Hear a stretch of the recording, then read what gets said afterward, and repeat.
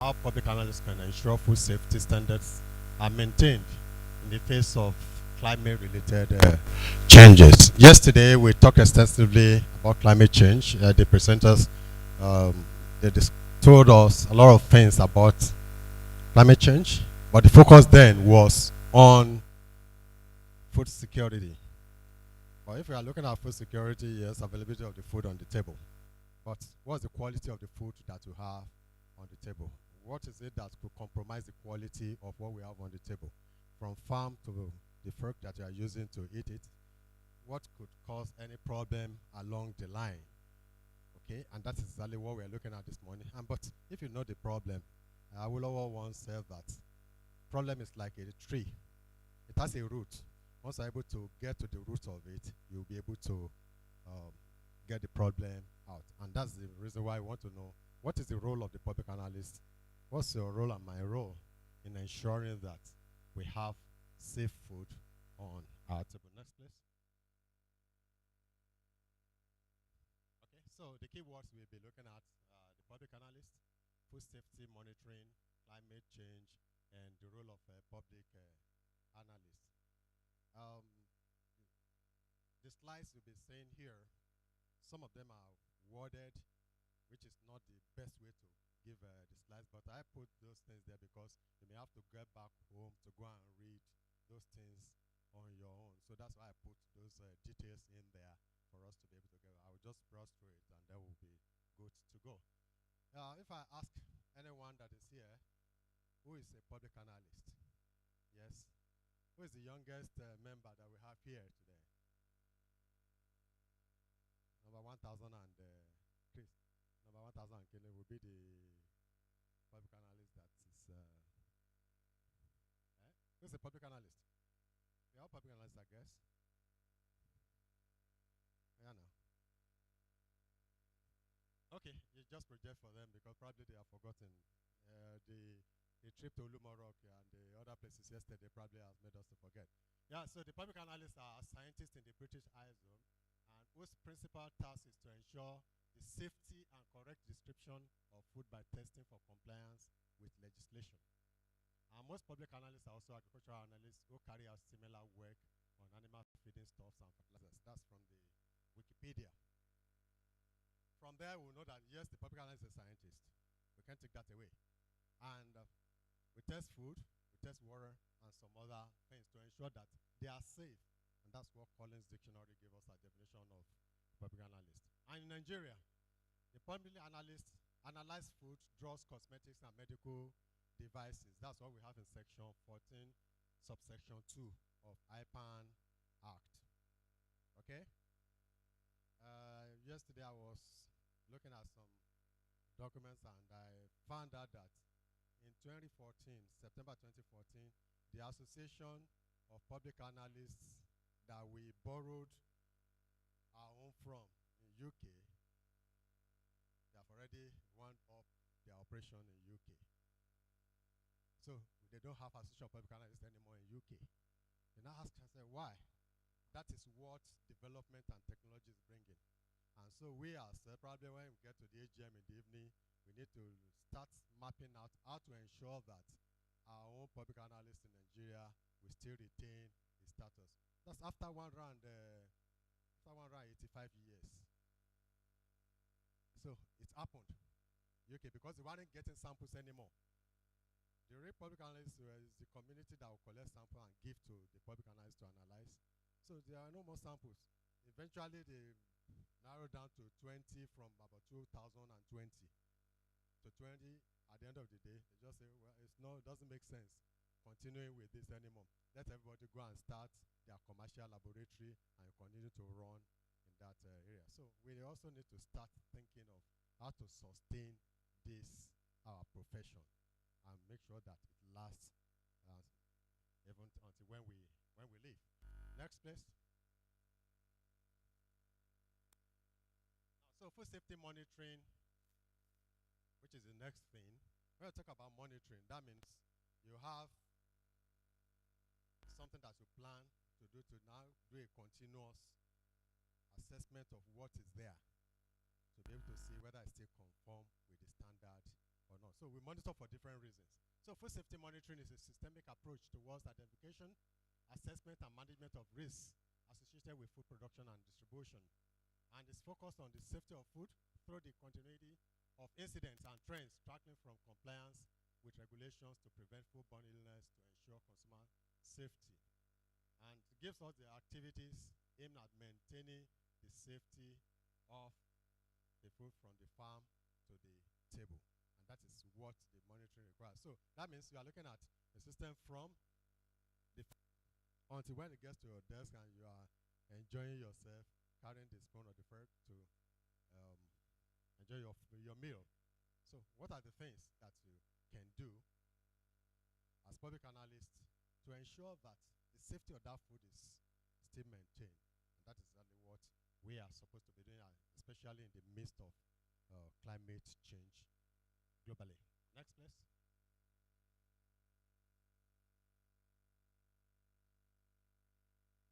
I'm still waiting.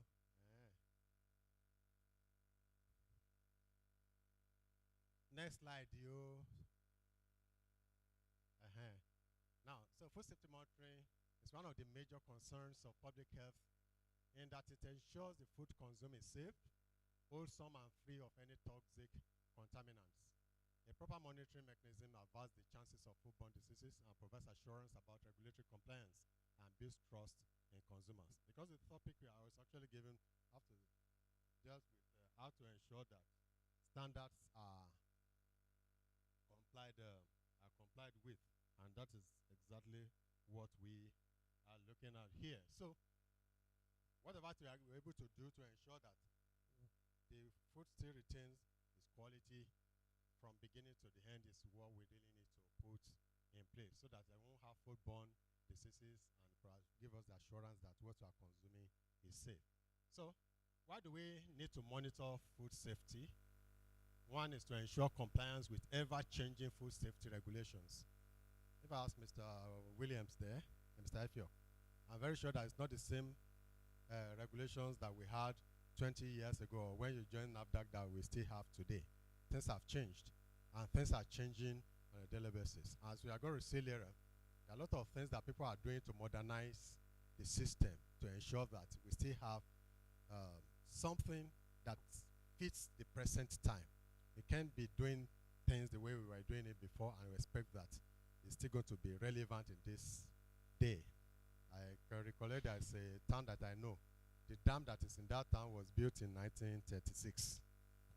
How would a dam that was built in 1936 be able to provide enough water for people in 2021? That means they must have changed a lot of things, and the standards are changing, the plans are changing as well. So it's also to be proactive. So a proactive monitoring and control of food safety risk factors based on continuous assessment and treatment of any potential risk before they become critical. So when you monitor, you will be able to know, oh, something's wrong somewhere.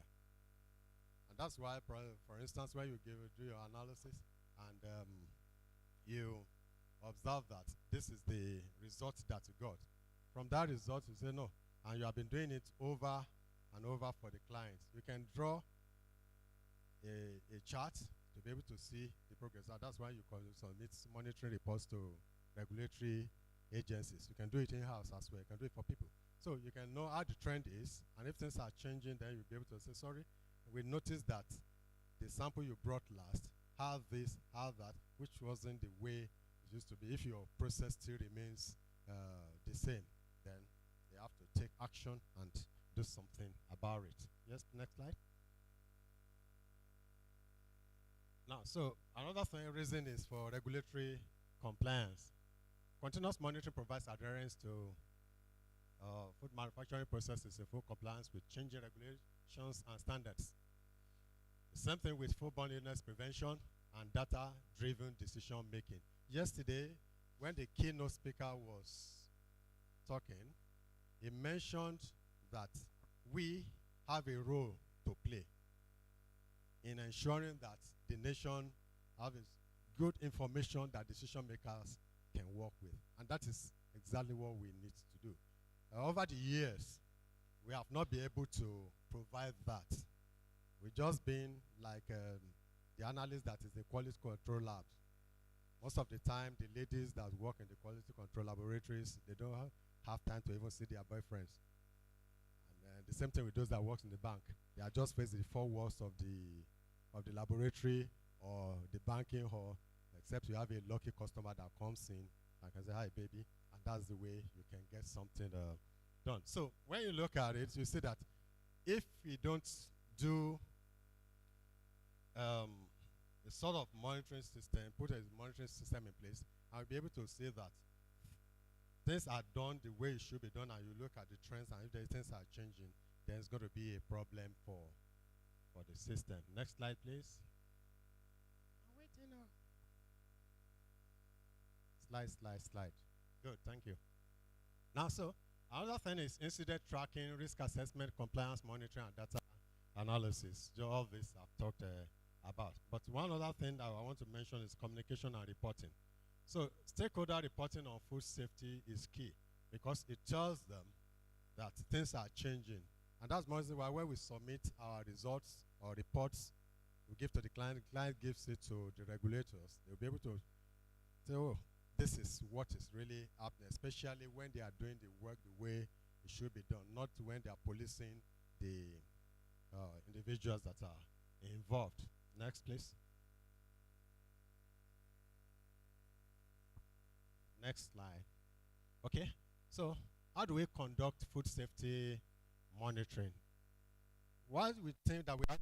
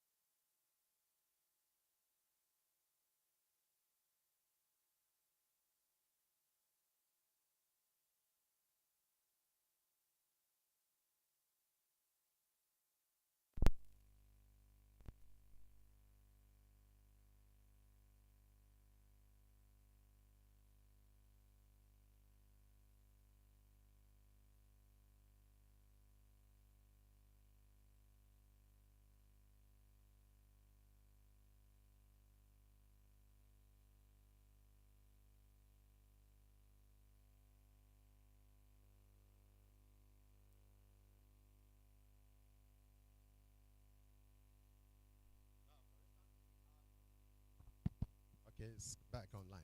Now, so if you have the objective is that you want to determine the organochlorine pesticides that you have in it. You don't need to be doing pH, you don't need to be doing productivity, you don't need to be monitoring all these other ones because they are not what you are interested in. So you choose your objectives based on the goal or the that you have in your monitoring system. And that's why when you look at the reports that some of us give, you just give the report of everything that you think is in the standard. No, but you are monitoring for a company that doesn't need some of these parameters. That's why we have in sector-specific parameters or requirements. And when you look at all the sector-specific requirements, it lessens the emphasis we're going to place on some other things, but you focus essentially on, next slide please, on the needful ones. Next. So establish monitoring plan, I've said that, implement advanced technologies, conduct regular audits and inspection, routine checks and random sampling, employee training, because those that are going to work with you, you have to train them adequately. Then leverage data and continuous improvement, which involves data collection, identity trends, implement improvement and feedback loop. And the last thing there is communication and reporting, either incident reporting, regulatory compliance, and stakeholder communication. As public analysts, we don't consider, can you go back please? We don't consider ourselves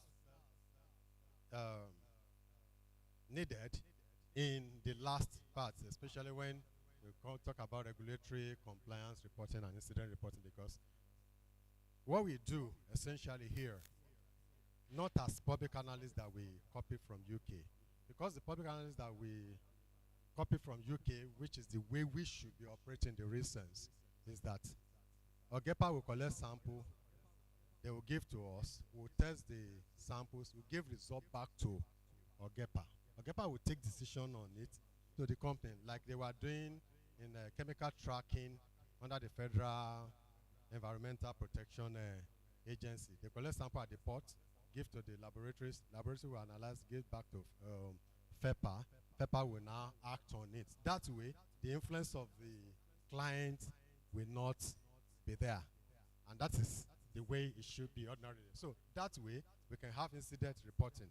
And from there, they can have the stakeholders reporting. So, because if you go to in UK before they now solve this, whatever they have, then they can just, that's why in Act, they said I can go to court, Abi, to defend whatever you did. And that is the essence of going there to defend what you did in the laboratory.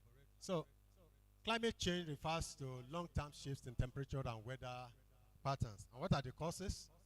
It could be natural, it could be due to human activities. We have all sorts of things that we do. Burning fossil fuels generates greenhouse. We have greenhouse gases, we have nitrous oxide, and the rest of them contributing ozone too, contributing to the warming of the earth that now comes back to us. So if we now ask ourselves, how does it affect food safety? As global temperatures rise and weather patterns become more unpredictable, the food we eat faces new risks from climate-induced factors. The temperatures can create favorable conditions for foodborne pathogens like Salmonella, E. coli, and Listeria. So the warmer the climate encourages the proliferation of bacteria in food products, particularly those that are requiring refrigeration. So you also note that temperature fluctuations can also affect food transportation and storage. And that's mostly why we need to do things the way it should be done. And that in the laboratory, for instance, where we do our analysis, the environmental condition is key. So that if we want to replicate such analysis, it has to be under the same condition. So if there's a prescribed environmental condition, are we really working under those conditions? Those are things that we need to look at. Next, please. Now, changing weather patterns and crop contamination. Climate change is leading to more frequent and intense extreme weather events such as hurricanes, floods, and droughts. In 2018, a report from the Food FAO highlighted that floods could spread pathogens from animal waste to croplands, increasing the risk of contamination. Similarly, drought can cause soil to lose its fertility, leading to increased use of fertilizers and pesticides, which may end up in the food supply. And changes in precipitation pattern can affect the quality and safety of crops. Erratic rainfall can lead to higher levels of mycotoxins, which can pose significant health risk if ingested. Also, slight elevation of CO2 levels will stimulate the growth of mycotoxin-producing fungi, according to IPCC report of 2022. Don't change it yet. Now, when rainfalls, especially this day when we have the use of chemicals in the field, so much herbicides and the rest of them. And in Nigeria, yes, we have chemicals being sold here and there. Our agri extension officers are not there to guide them on the right quantity to use. And so they use all sorts, applying it the way they think will work best for them. And so when we have flood, there will be runoff, the water will go into the river or even get to the stream, wherever you find it. And at the end of the day, it's still going to come back to us. That's more reason why chemical management, especially should be something that will take importance in this part of the world, because what goes around comes around. So the same thing, when soil loses fertility, you continue to apply fertilizers, and by the time you do that, there are a lot of things that happen. You just want the result fast.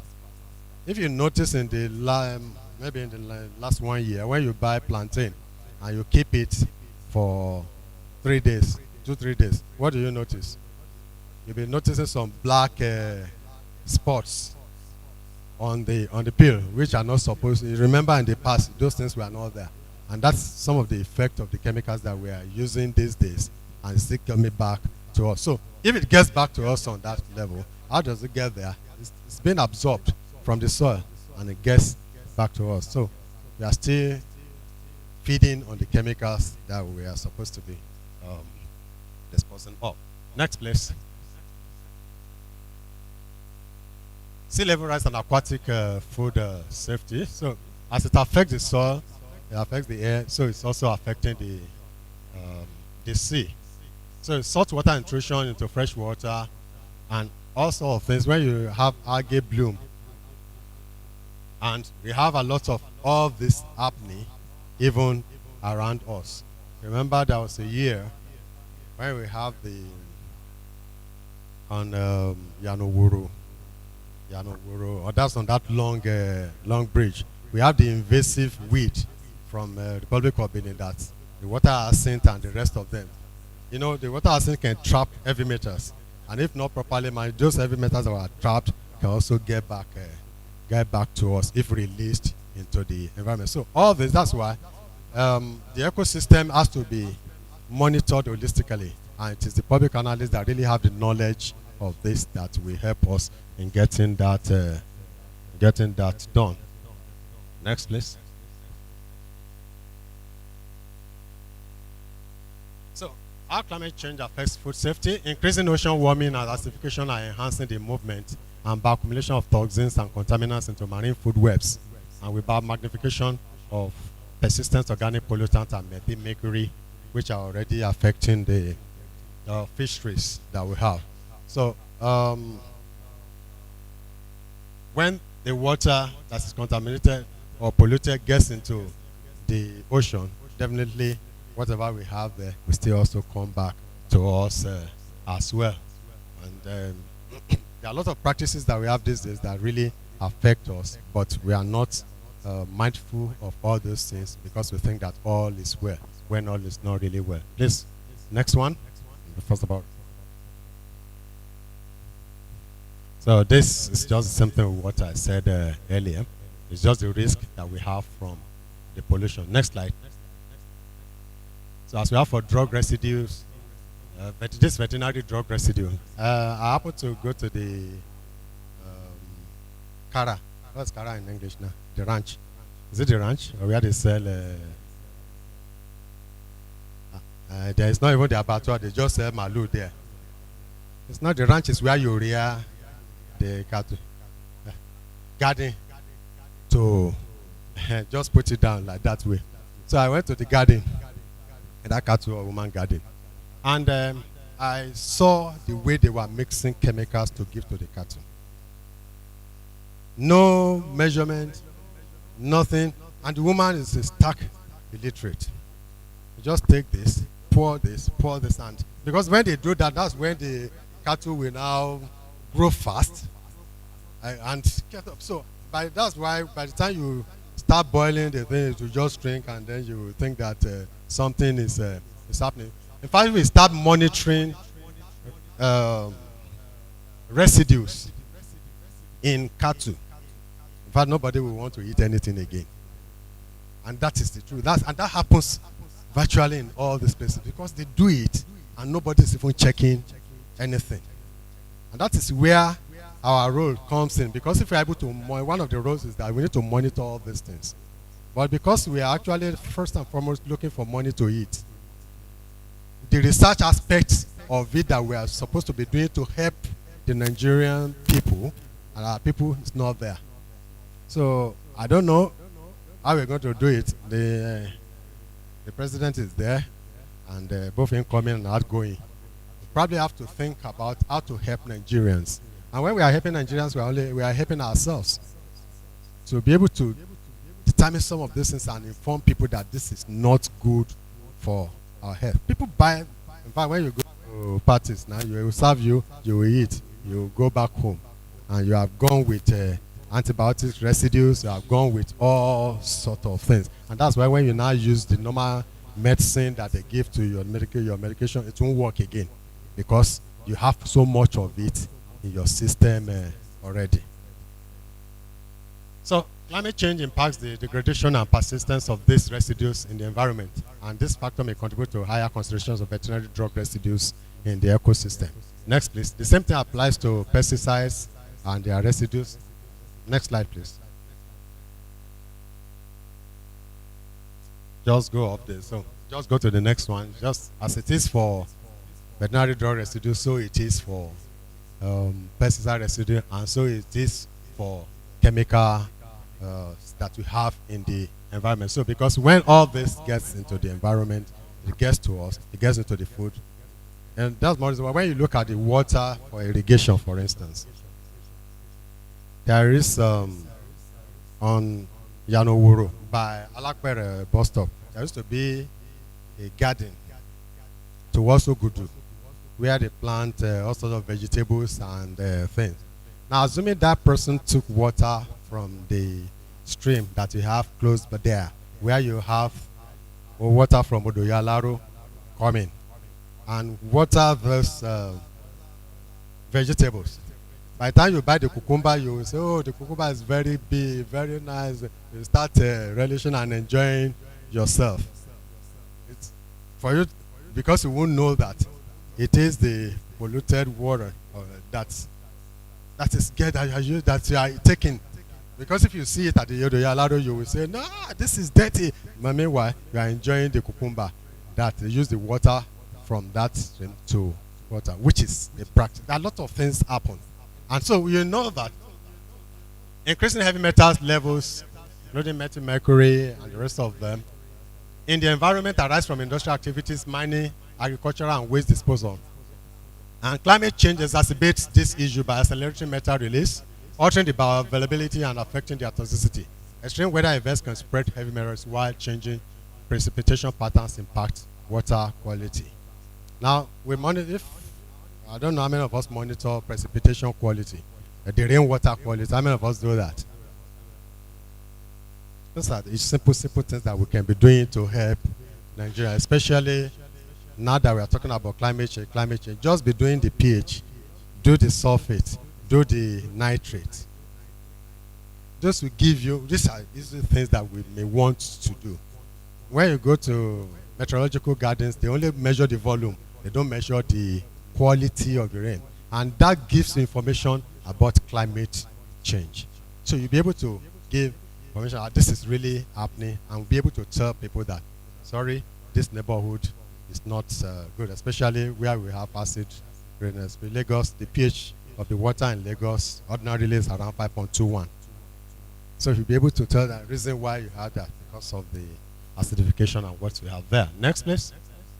And be fast about it. Next.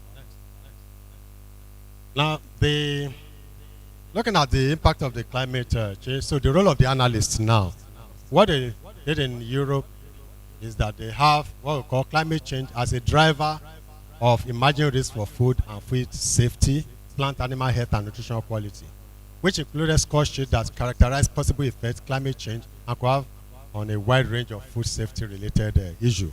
Now, we do analysis, we carry out analysis, but the result stays with us.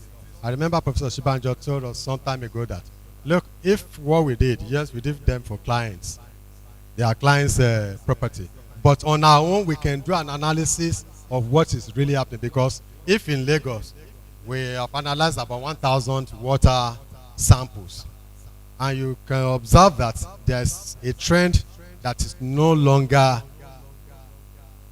what it used to be, then you can raise an issue. The presentation 2 days ago, when they did a sample and we asked the question how many samples were analyzed, the lady said 10 or so. That because it's a preliminary study. Because for you to be assertive about certain things you want to say, you must have analyzed not less than 100 samples. That's when you can start saying yes. And I remember somebody in Unilag also did something similar in the past, just 5 or 2, even about 3 samples. NASA, the water in Lagos is this, is that. No, as public analysts, we cannot do that. So let us start looking at some of these things. Then we'll be able to advise our regulators, can talk to our stakeholders on issues and how we can really help ourselves. Because the role of the public analyst is first and foremost to the people. And if we are answerable to the people, then we'll have work to do eventually, because people will be conscious of what they eat, they will be conscious of what they drink, and the way they relate even in the community. And that's something that we need to do as add-on to the services that we are rendering as public analysts. Then We need to be part of compilation of global databases of empirical measurement and modeling information on the effect of all the measurements that we do. Now that gives us an opportunity to be proactive. Now we observe certain things, and we don't have to be monitoring to be doing tests all the time for certain parameters.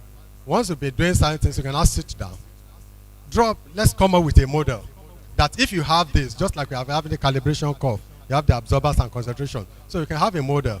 And once the model will now be that if we have this, this is what we are going to have at the end of the day. That is not too much for us to do as public analysts. And they expect that, because I remember the presenter yesterday also mentioned that we should chart our results and be able to see, is there any deviation from the standard? Is there any deviation from the norm? Is there any deviation from what is expected of us? Next slide, please. Now, we can also adopt digital monitoring system for tracking food safety incidents, similar to the EU's rapid alert system for food and feed, which enables real-time tracking of food safety incidents. Now, there's sometimes, before we finish our analysis and draw this in, we have damage that is done already. So we should have a system in place where we can have rapid dissemination of data, of information. And that's what they did there. Digital system where you can upload results and it will go. Most of the regulators that we have, they demand for monitoring reports and this and that. You should bring those reports and come and submit in their office that they will keep in the file there. Why not allow them to upload this, and then you'll be comparing the trend? There's a monitoring station that has just been opened at Gobi now in Lagos. It monitors real-time air quality, and you can really see what you have at that particular moment. That is what people need. That's why you cannot go out in Europe or America without looking at the weather station to know whether you will come back alive or you are going to die along the way. We need that type of thing. Even in our own little IPAN and SoTLAN, we need to have a system where easily you can track what is happening. You can report at any point in time. I noticed this. If NAFDAC have such thing, SON have such things. If you observe that we have this type of trend, then you can just push it. They'll use their laboratories to come and confirm whatever you have said. And that's going to help us as a nation.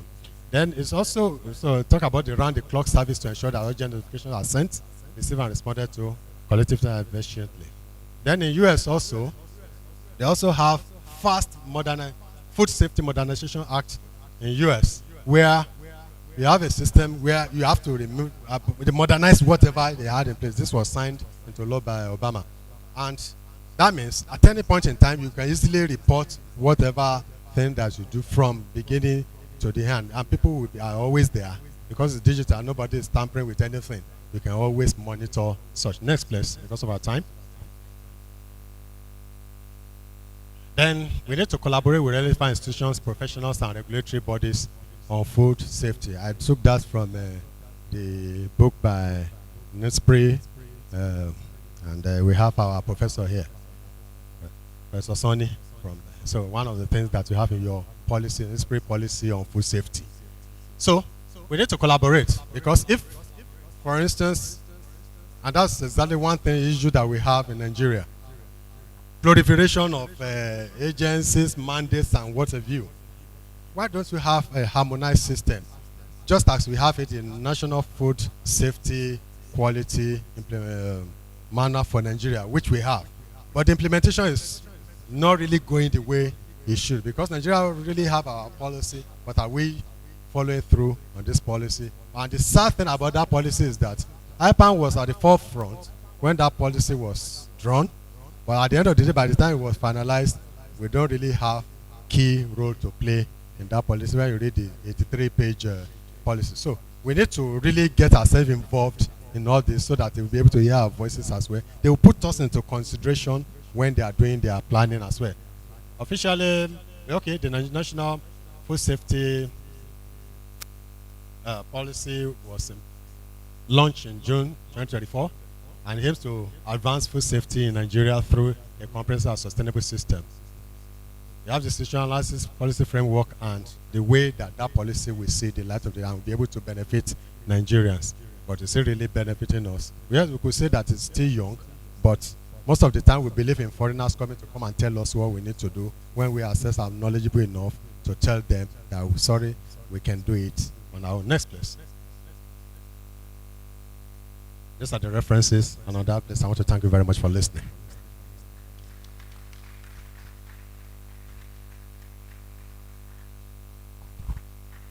Thank you very much, Dr.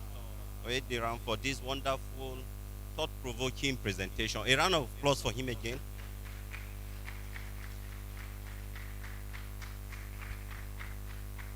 All right. As climate change continues to alter the environmental landscapes, it brings with it significant consequences for food safety. Just as our presenter has mentioned, from increasing microbial contamination to rising level of chemical residue, which is very harmful to the health. So we now see that the public analysts have to take the front line in safeguarding the public health and safety. So we'll no longer sit back, but we have to take the front line to protect and preserve the public health and safety in the community. Thank you very much. So with this, we are going to open this floor for questions and answers. We really want you to go straight to the point, make your questions very brief. We're going to take like 3 to 5 questions, and we're going to take numbers. We're taking 3 from here, and yeah. And if you have also comment or suggestion, you are also free to make it. Then 3 from this angle also. Thank you. Thank you very much. So please, if you have a question, observation, or contribution, just signify by raising up your hand so that we can map it out. We are just going to take about 4 or 5 questions. Yes, Dr. Amin. Please. Yes, Mr. Hold on. MCS. Mr. Ebo. Okay, and Dr. Kaude. Yes. So, Dr. Amin will go first. Mr. Christian Ebo will go second. And Dr. K. Okay. So, sir? Alex. Okay. So, those are the 4 we will just take, please. Because we have today jam-packed, please. So, it's in that order. Dr. Amin, Mr. Ebo, Dr. Kaude, and Mr. Alex. Thank you. Mr. Chairman, the guest speaker, ladies and gentlemen, I appreciate the presenter. He has actually hit the nail on the head. So I have nothing to say as far as food safety on raw food. But I equally want to draw our attention as food safety chemists or environmental chemists to effect of climate change on prepared food. As a public analyst, in addition to being aware of effect of climate change to the raw food, we should also get acquainted to the prepared food. These days, climate has a lot of effect on prepared food. And when you go to the market, you will see some food that are packed. You look at it critically, you will see that sometimes the package is already denatured. If you have been buying, you will see that the previous one you bought are very okay. But over time, you see a kind of denaturing. That is one aspect of climate change. So I want us to be aware of this, that the effect of climate change is not only on agricultural produce alone. It also has great effect on industrial product. Thank you for the opportunity.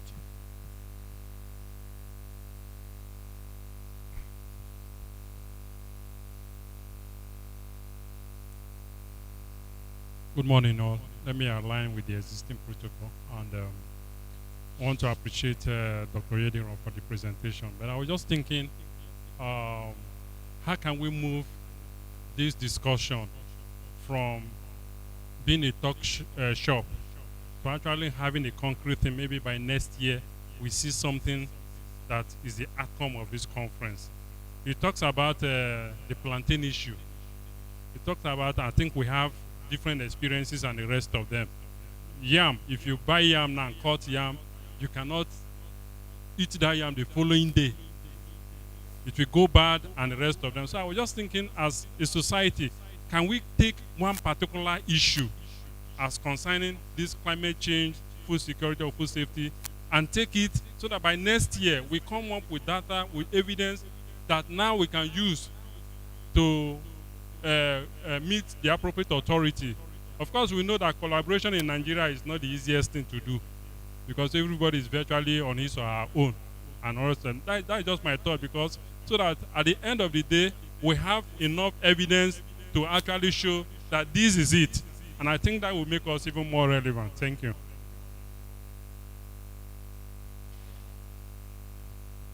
Good morning. I want to align with the established protocol, and I want to commend the speaker, the presenter of today's presentation this morning, Dr. Oyediro. Well done. My own take is that, in the society we are now, this monitoring of food safety is really lacking. I would say that, because sometimes when you go to the market, like Dr. Amin said, we see some food packages, they are not okay and all that. So I think we need to create awareness and educate the populace that climate change is affecting food quality. And maybe we can start from this forum now, that we should have maybe people that, or maybe create awareness through social media, through media, other media, to know that people should be conscious of what they consume. Like, I saw something this morning that was posted on one of the platforms, that semovita, or at semo, that some people consume semo and they develop some certain sickness. I don't know whether it's authentic or not, but then I think this awareness is very important for food monitoring. Another thing is those food that they display in our eateries. Like, there was a time I went for this program, HACCP, and it was legislated then that they should not be using plastic for momo again. But when you go to the eateries now, you still see them, using plastic. They don't, people, they just consume it and all that. They don't know the implications of using plastic for something. So I think this awareness should be carried to through our regulatory agencies and maybe through the public analysts to the populace. Thank you very much.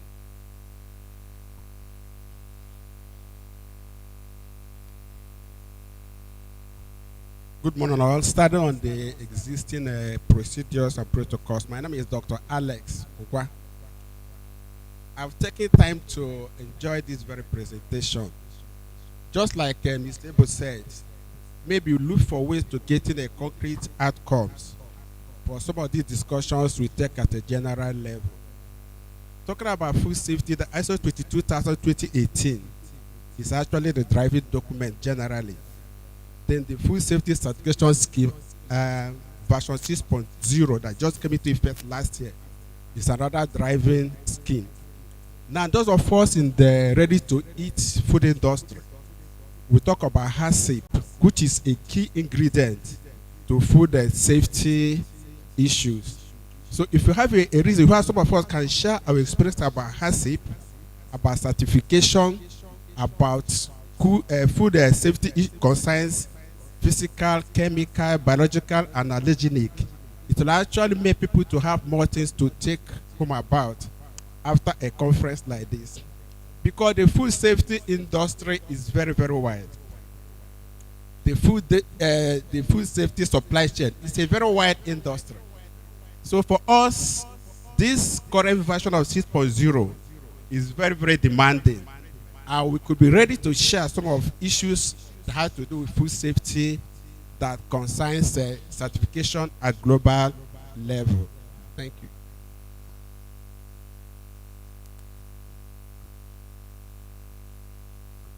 Thank you very much for the people that have given us questions and observations. So I will now call on the lecturer to please attend to this question. Sorry, he said he's not a lecturer, he's a facilitator. Now, so my Oga likes to pull my leg. It's okay, it's all right, sir. Thank you. Thank you very much. Because when I have my senior lecturers here, everybody is not calling me a lecturer, Nebo, and no fit. I want to thank you very much for your comments and contributions. I'll start with Mr. Amin's comment.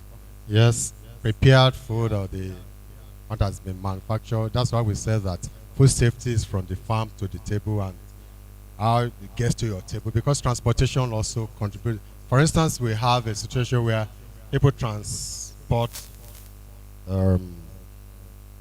watermelon from the farm. You see the way they transport it.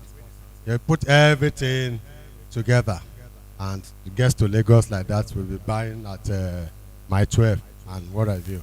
In fact, that's the one that is even sold and we are buying. What of the one that was caught by our friends and it's just the slice that you want? Are you sure of the water, the quality of the water that was used to rinse it or to wash it? And we just take it, it's already packed in the nylon or whatever it is and you are enjoying it. So we ourselves, we have a responsibility to really be mindful of what we eat, and we advise other people on eating right so that they won't, because by the time they fall sick, they will affect you. Because you will probably give them money that, they just take this. That money you wouldn't have spent if you have actually advised them to eat right in the first instance.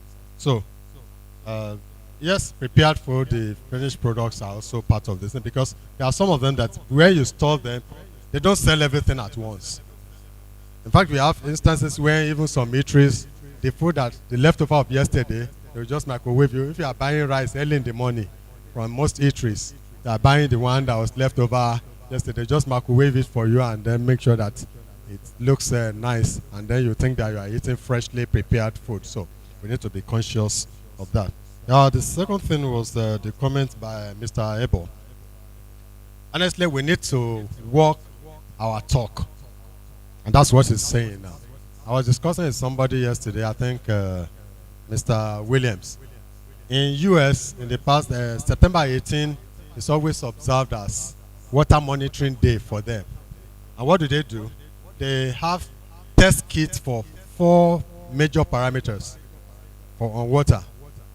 They distribute that kit to as many people as want to be part of that monitoring exercise. So they give it to you. On that day, you do the test with the procedure that has been sent to you, and then you send in your report, and they will do the analysis of the report, and that with that, they can make a meaningful decision. I will say, okay, from Nasarawa, this is what the quality of the water is, because the registrar will take time to do that one in his apartment there. I mean, from Ishenya, I will do my own. And you will go there next over the weekend. Now, so if you have that type of thing, we all agree it's a means of, we can look for sponsorship. We can look for sponsorship to get the, for instance, if it's something that's going to cost us so much, yes, we will now have selected, if it's going to be laboratory based, let's look for selected laboratories. We are giving you this support. They will call for training on, well, so that we'll be on the same page. And once we are able to do that, we have that information, so that by the time we are talking, we'll say, sorry, we are talking from the samples that was collected from Gongola, the sample that was collected from Birni Kebi, a sample that was collected from Calabar, even Akwa Ibom too, and the one that was collected from Badagry. So by the time we put that together, then we'll be talking and people will be ready to listen to us. And we will not just take the data and sit down. Because we hold this nation, I always say it, we hold this nation so much. And it depends on us, although they don't want to support us. But let us make ourselves relevant. Let us push it to them. And then they will be ready to support us because they don't want to die. That's why the curative medicine is selling in Nigeria than the preventive that we are doing. But by the time we tell them that, sorry, if you do this, you won't have to spend that million that you are spending on treating yourself. Thank you very much. And the last comment was the one from our brother here. Yes, HACCP and the rest of the things, we really need to get ourselves informed about all this. I'm also a certified HACCP anything. Now, the issue is that, you see, we need to get along with what is really going on now. We shouldn't be living in the past. And for us to be relevant, even as public analysts in this dispensation, we need to move away from all the old order. Yes, the old order could be cheaper, but it is not as fast as the people in this age requires results. If somebody needs your result in 24 hours, you are giving them 5 working days. That result is useless to them. And that's why they won't come to us. Most people these days will want to analyze chloride, sulfate, bromate, with the type of equipment that Mr. Oko has, ion chromatograph. We are still using silver nitrate. That's so expensive to buy. We're still using turbidimetric method for sulfate. We are using this. All this takes time. Just one injection gives you the result, and you collect your money and you move on. So if it's partnership that will work for us to be able to get some of those things, I also want to challenge the IPAN laboratory and whatever research thing that we have. Let us support ourselves, so that let's put things in place that people can always come there and then support our members to be able to support the nation. I thank you very much for the opportunity.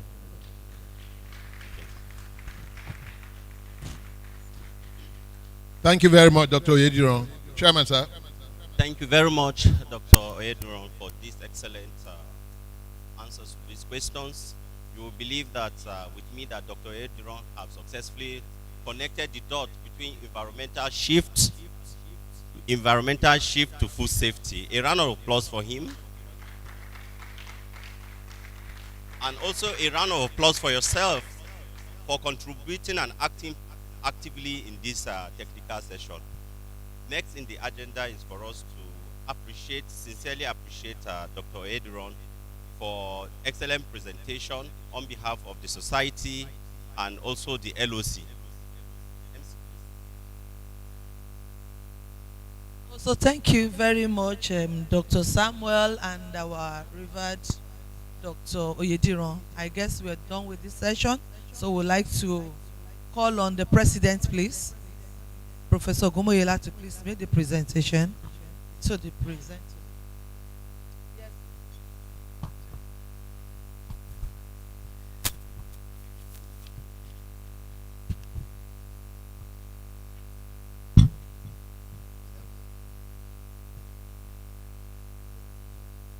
Step out, please.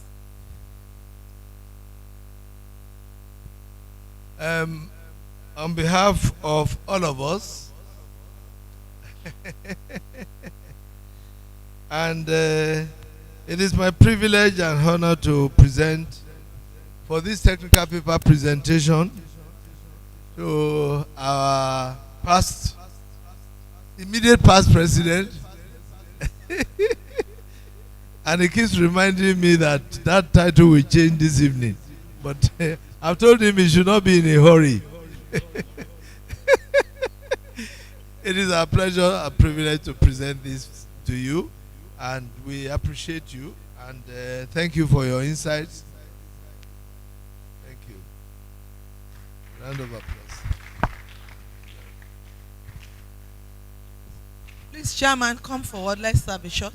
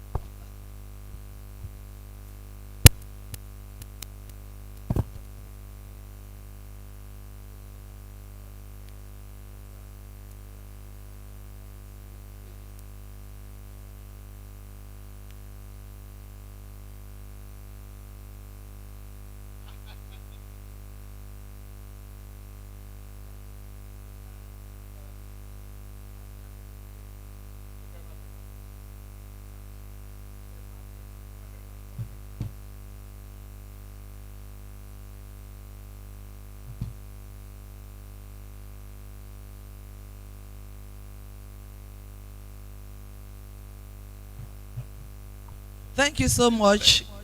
We appreciate that. So we will be having walking tea break, and while that is going on, we're going to be led by the president to have a tour of the exhibition stand. Our exhibitors are here for us. It seems like people are not just going up there. We need us to take 5-7 minutes to visit the exhibition stand, see what they have, patronize them, connect, network, even amidst ourselves. It seems the chemicals are being separated, and we need a vigorous reaction that will form miscible solution, not immiscible ones. So let's come out of the lab at this event. Let's network, let's mix up, let's have our contacts, see how we can collaborate and work together. So please, Mr. President, sir, in the next 5-7 minutes, you are going to lead the team to tour the exhibition stand, please. So can I request the VP1 and VP2 to follow me, please? Thank you very much. Yes. Please, media, I need you to accompany them. We'll take shots there. So please, members, if you're done eating or you can just excuse yourself for like 5 minutes, please, let's follow. And as that is going on, please, the time starts now, sir. As that is going on, we're going to be breaking into our working subgroups. We could recall that we have the subgroups of SoTLAN, the academia and researchers, those in the institutions. Can we have one else, please? Let's just listen so that you can fix yourself up to the group you belong. After this exhibition tour, we'll be breaking out into session. We have 4 groups. So this 1, 2, 3, 4 table we have for group 1, which comprises of the researchers and academia. Subgroup for researchers and academia here. This side, we will be having the laboratory owners. Sorry to interrupt you. I didn't know that the registrar was in. Registrar IPAN, please join us. Join us as we go up. And who does not have any affiliation? All of us must have an affiliation. But let's make this as quick as possible for 45 minutes while we go up for the exhibition. Thank you very much. They are leading the train. Please, you can join the train. Don't be left out. So we're going to be having these tables for our laboratory owners forum. Laboratory owners forum will come this way. You can extend to this place. That's the maximum. And then we have consultants forum. We have public analysts that are not working in a lab. They don't own lab, but they consult in relevant fields related to public analysis. Am I correct? So you're going to be taking this table. That is the group 3. That is group 3. It's been in existence. When you fall in, you still will lead your group. Okay? And then the final group will be for laboratory analysts. That's practitioners. You are not a lab owner. You are working in a lab, whether it's a private, whether it's a government, whether you are your lab manager, you are a practitioner. So we're going to be falling in here. So this place. Please, once they're coming down from the exhibition, if you want to go with them, feel free. But the next 5 minutes and the time starts now. As you're coming back, just fall into that group. Your seat, the previous seat will be retained. You go back after them. You can keep anything to hold your seat, but fall into the group. Can I repeat myself? Up here, we are having the researchers and academia. Those in institutions, you take from here to here. Okay? And the second group from here to here, laboratory owners. And then we have the consultant forum this way. Am I correct? Group 3. And finally, we have the laboratory analysts, practitioners in either government or private laboratory. You are an analyst. You don't need to own a lab. Please, you fall in this way. So 5 minutes, we'll gather together. But please take time to visit our exhibitors. That when we call them next year, they will come. And we'll have our exhibitors, stand expanded beyond this. Network, please. Don't allow code to catch you. I'm sure if I ask my brother now, what's the name of this man? Sir, can you tell me? You see, you don't know his name. That is the problem with we scientists too. We are always glued to the lab. We assume immiscible fluid and reactions. You understand? Please, let's network, let's mix up, let's know ourselves. So that when we get out there, You mean saying it seems I know you somewhere? What's his name? Please tell me his name. Of course, definitely no. I don't know. Please, before we leave here, we must at least interact with at least 5 to 10 people. What's the essence of coming to conferences? This is where you network. You might be sitting beside someone that will boost your business. You might be sitting beside someone that will connect you.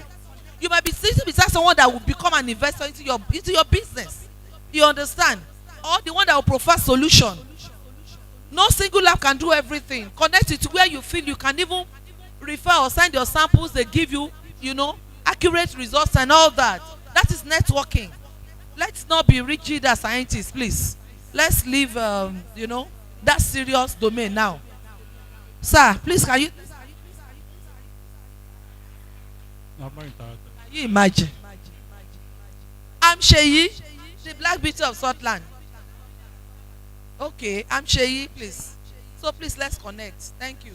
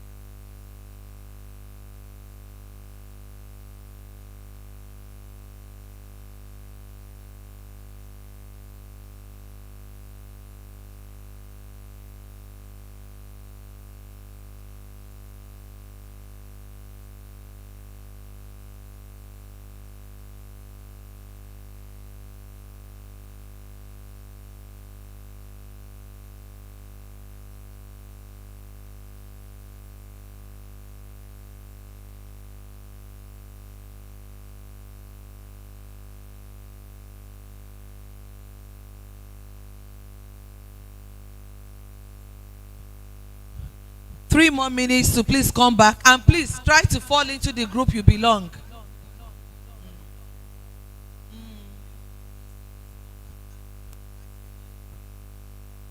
Please try to fall into the group you belong. Academia, laboratory owners, consultant forum, laboratory practitioners. Please, let's fall in.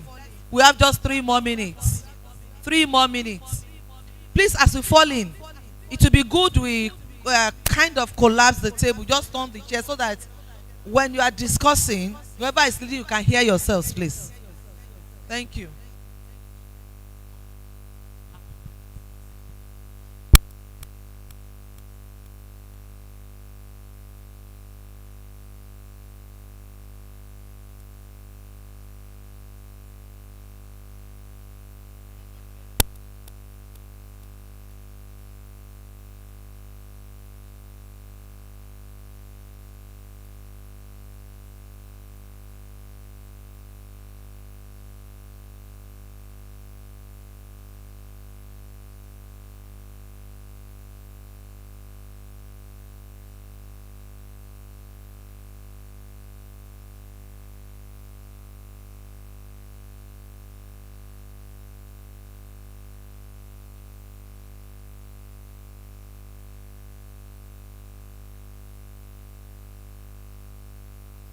Sorry, sir. Are you in the academics?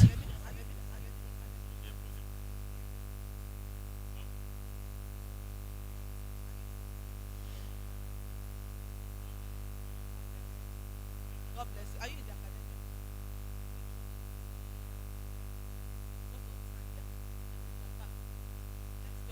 Let's just fall into our groups. Are you in academics, sir? Which one? Consultant? Yeah? Please, let's move to our groups. If you are not done eating, you can carry your tea and your snacks to where you belong, please. We have a lot to do today. Please, can we just fall into our groups? Please, let's fall into our groups. Please, let's fall into our groups. Let's fall into our groups. Let's fall into our groups. Consultants here, please. You can go with your tea. Like this, there should be space between you. Please, thank you. Let's fall in, please. There is no time. No time. No time, please. No time. Laboratory analysts, practitioners, Please, let's fall in. Let's fall in. There is no time. If you are lab owner, move forward. Please, please. If you are consultant, come this way. Please.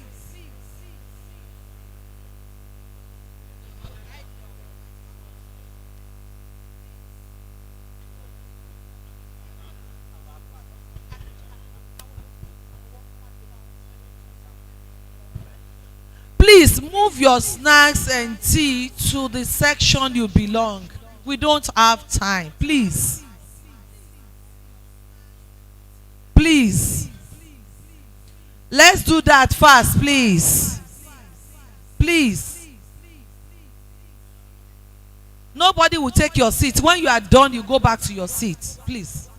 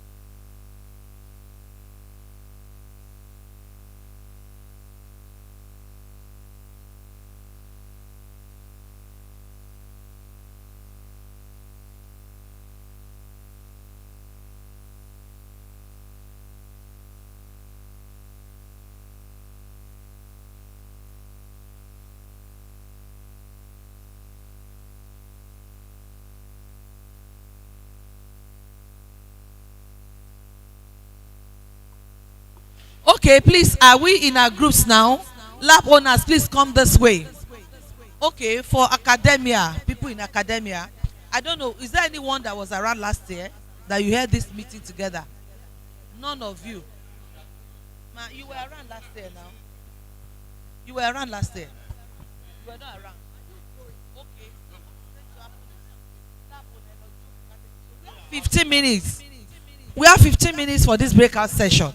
Any group that didn't that could not really address their issues, you know, it's what concerns us. That is what association is for. We have to meet the needs of members. Okay, so doing in the academia.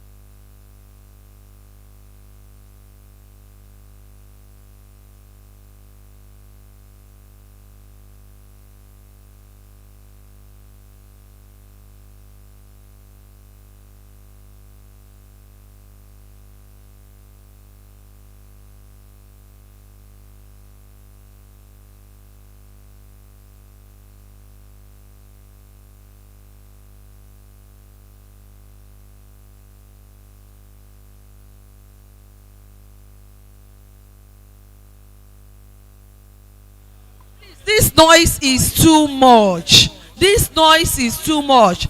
I'm sure I'm with the consultant forum.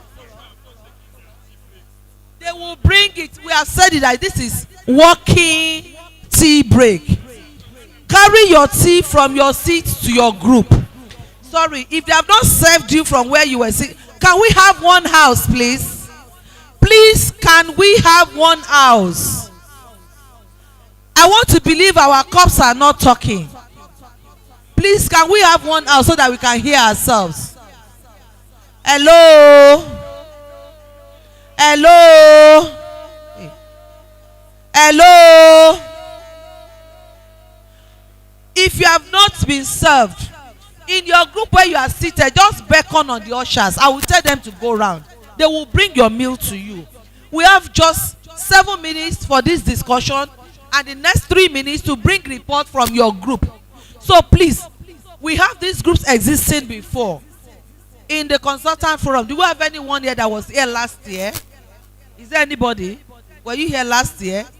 Nobody. So since you are just coming, all of us, I want to agree we are new. This is our first time. You are here. So can you chair this group for today? And I know your group should have somebody chairing it. So even if not, just chair for today, and you should appoint a secretary that will take note of what will be done. And these are the things we want you to look at. You are going to be highlighting the challenges you are facing. Association is meant to meet the needs of the members so that we can know where we will mediate and where we come in. So you are going to identify, and if there's any fallout from last meeting, since we're here, bring it up for discussion. Identify your challenges. Then number 2, identify and bring up strategies with points. How you can ensure compliance of consultants that claim to be public analysts so that they will not put us to shame out there. You understand? How you can ensure compliance to standard in your area of consultancy, and how you can mitigate being used or being oppressed by regulators. I'll give you an example. There is an existing issue currently where from SON to be accrediting or registering practitioners. They are not IPAN to register practitioners. Do you understand? And I know some of you that might be consulting, maybe you've gone there, you might such deadlock or such challenge. There was a time now that started, you watered it down. So, or maybe in other regulators, industry and whatever you're facing, please highlight them. You understand? And God bless you. Okay, so good. So put all those things down on your own. If you have recommendations to surmount it, put it. The next 3 minutes, you appoint somebody from this group to give us report. Please, your time starts now. 7 minutes.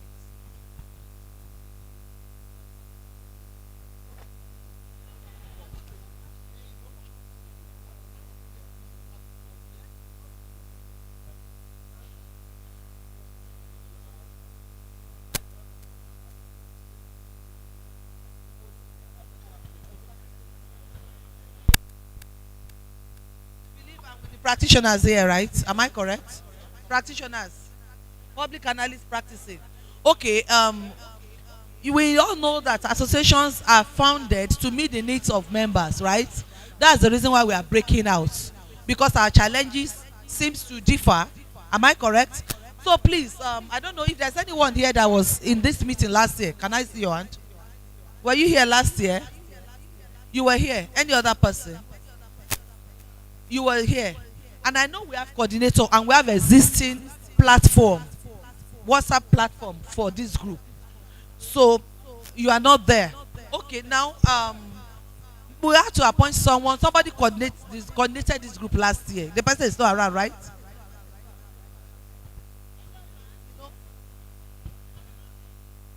Agada.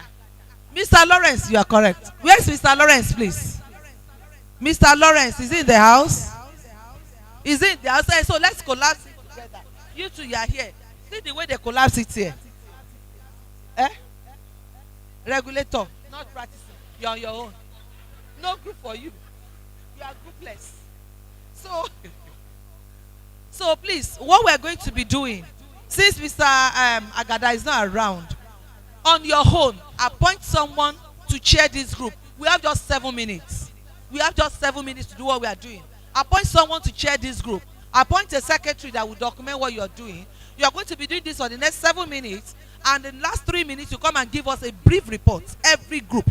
So what you are going to be doing is identify your challenges as practitioners based on your experience from your various workplaces, so that we can look at how we can profile solution, and possibly if you can make recommendation of what we feel can help this matter, you bring it up, then we take it up.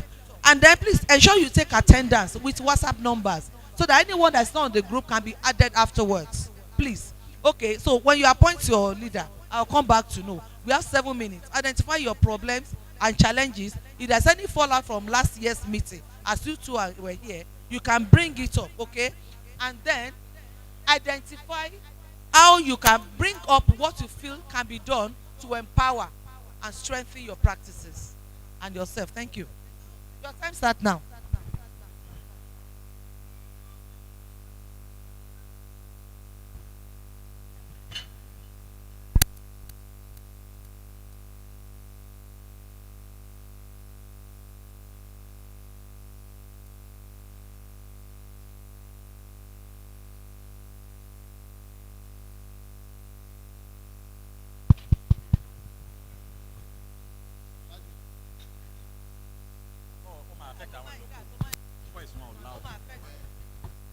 Please, we have 7 minutes, so 7 minutes, and the next 3 minutes of our 10 minutes.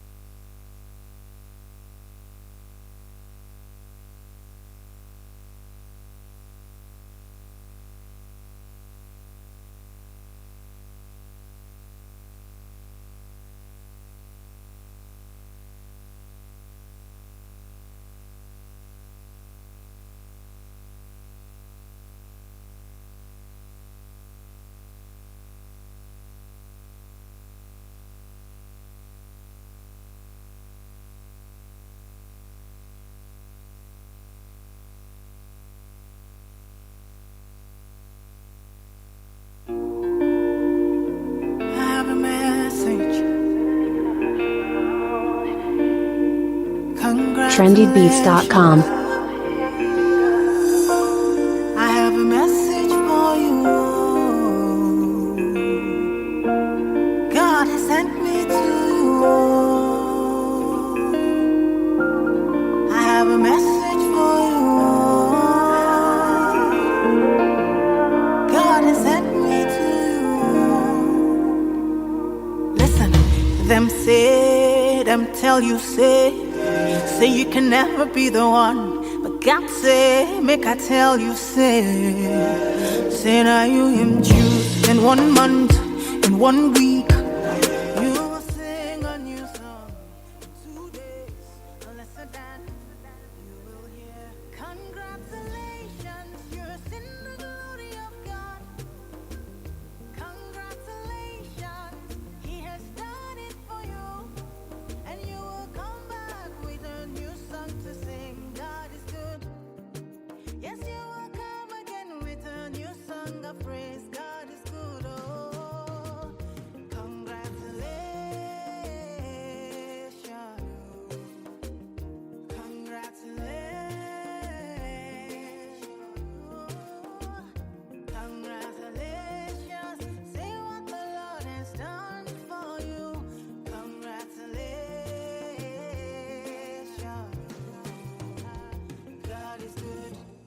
Them say that I can never be all that I see. I've seen that God is greater than that. Who can battle with the Lord? No, nobody. Who can change His mind around me?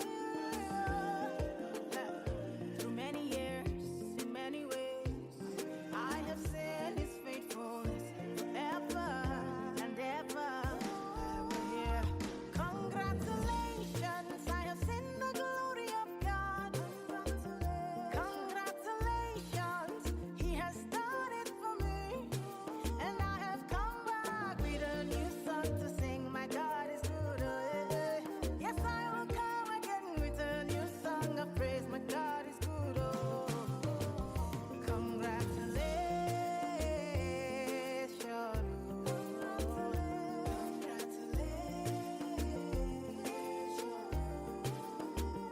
Congratulations.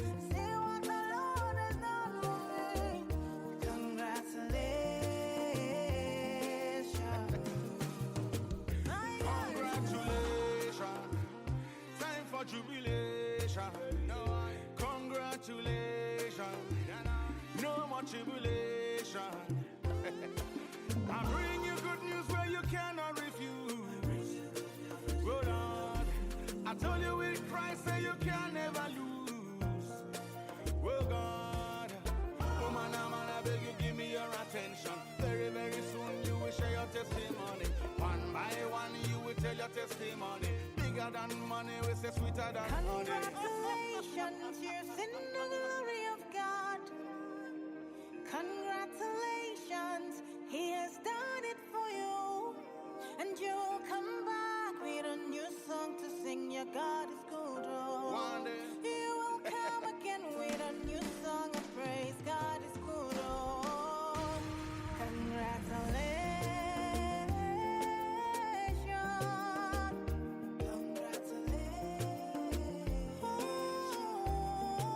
Say you will come back with a new song to sing. My God is good.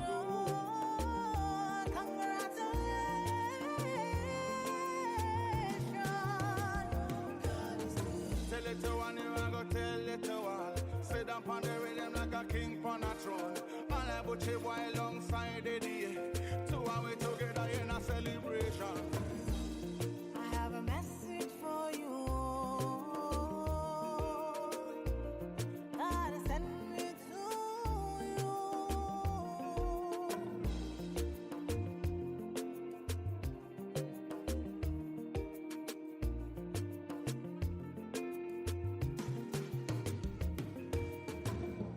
More music on trendybeats.com.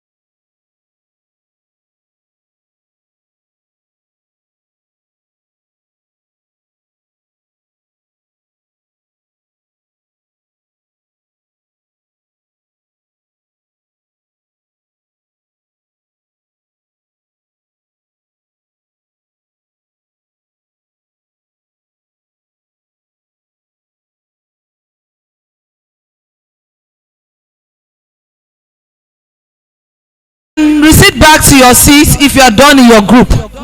So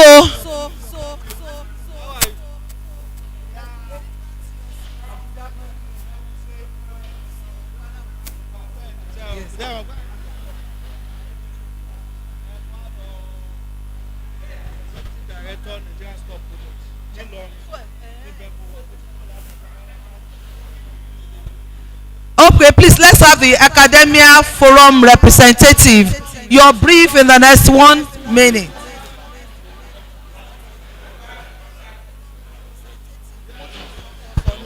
Please, I want us to know that we are live.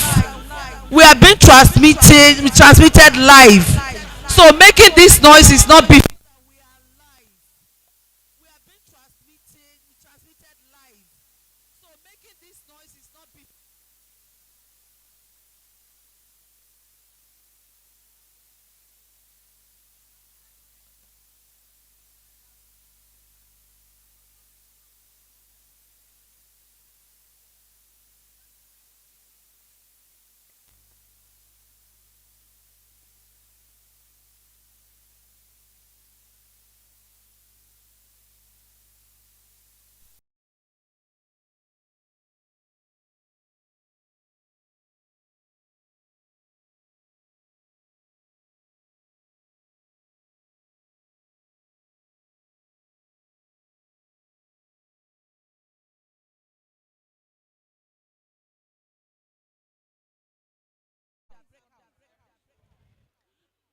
Please, no noise. Please. Wait, let me share this.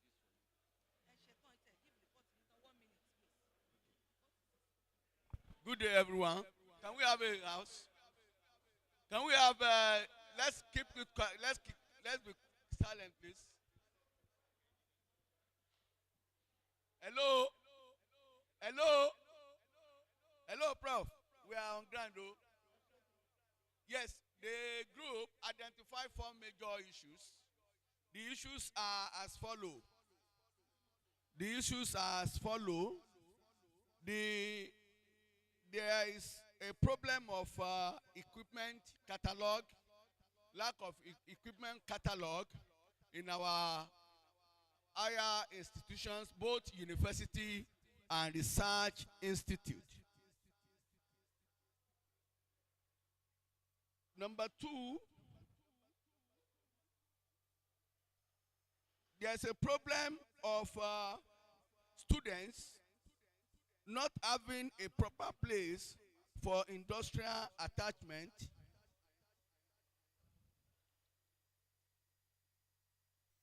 Where did I write this problem? Okay, number 3, these are solutions.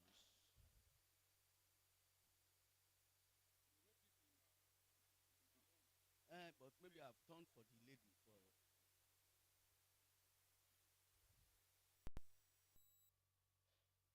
Okay, maybe I have to mention it often. The problems are as follow: lack of equipments, lack of catalogs, then problem of curriculums, then finally there's no student body for SoTLAN. And the body resolved with the following solution: that the Institute of Public Analysts of Nigeria, IPAN, should go around all our universities as well as research institutes to come up with a catalog that we be able to spell out the type of equipment available in each institutions, so that when there's a need for a particular equipment for any project, one can easily go to IPAN, either by call or physical visit, and request for the availability of that equipment and where it is available, and then such an individual can make a move towards that. The second issue, which is improper design of our curriculum, we were able to resolve that The need of a society, the curriculum of a society must be designed in such a way so as to meet the need of the students. So there's an urgent need for us to look into, although there's one on ground, which they call CC Mass, which is already on ground, but there is still an urgent need to look into CC Mass by way of improving it so as to meet the need of our society. Then the next problem is lack of students body. In Chemical Society of Nigeria, they have student body. Apart from the normal chemical society, they also have student body. So Society for Laboratory Testing is expected to have student body that will be able to carry out advocacy for the existence of Institute of Public Analysts of Nigeria, as well as Society for Laboratory Testing, in order to be able to catch them young. So those are the few issues that we are able to identify, and we have been able to provide those problems, solutions that I mentioned. The list of people in the group are already given to Madam Mohameke. Thank you. Thank you very much, Dr. Amin. Please, can we have the lab owners representative to give their brief? 1 minute. Lab owners, please.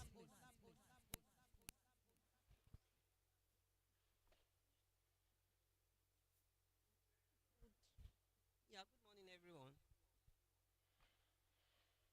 Hello. Okay. Hello, good morning, everyone.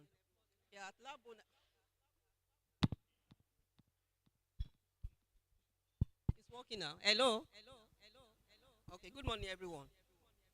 We are discussing about this SON. Okay, SON issued a memo, believed to be internal memo, saying that all laboratories should register with them.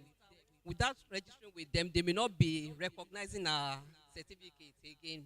Some of our clients has been telling us this, and from the institute, the registrar has been trying to get SON to have meeting with them. And we know that we've been having MOU with them for some years back, maybe till 2021, I think. But now it has been back and forth for us to have meeting with the SON registrar. And we have someone in there that is a member of IPAN that's supposed to be for us, but the way she has been going back and forth up to now, we've not been able to get audience with the registrar of SON. But we decided that no laboratory should register with them. How many registration are we going to be doing? They are not supposed to be a regulatory body, I think, that we should be registering with.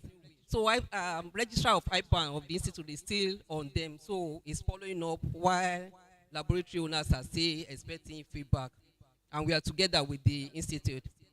Then the president mentioned something too that we all know, that most people are just issuing certificates. It may be some people from SON staff, NAFDAC staff, people in the universities.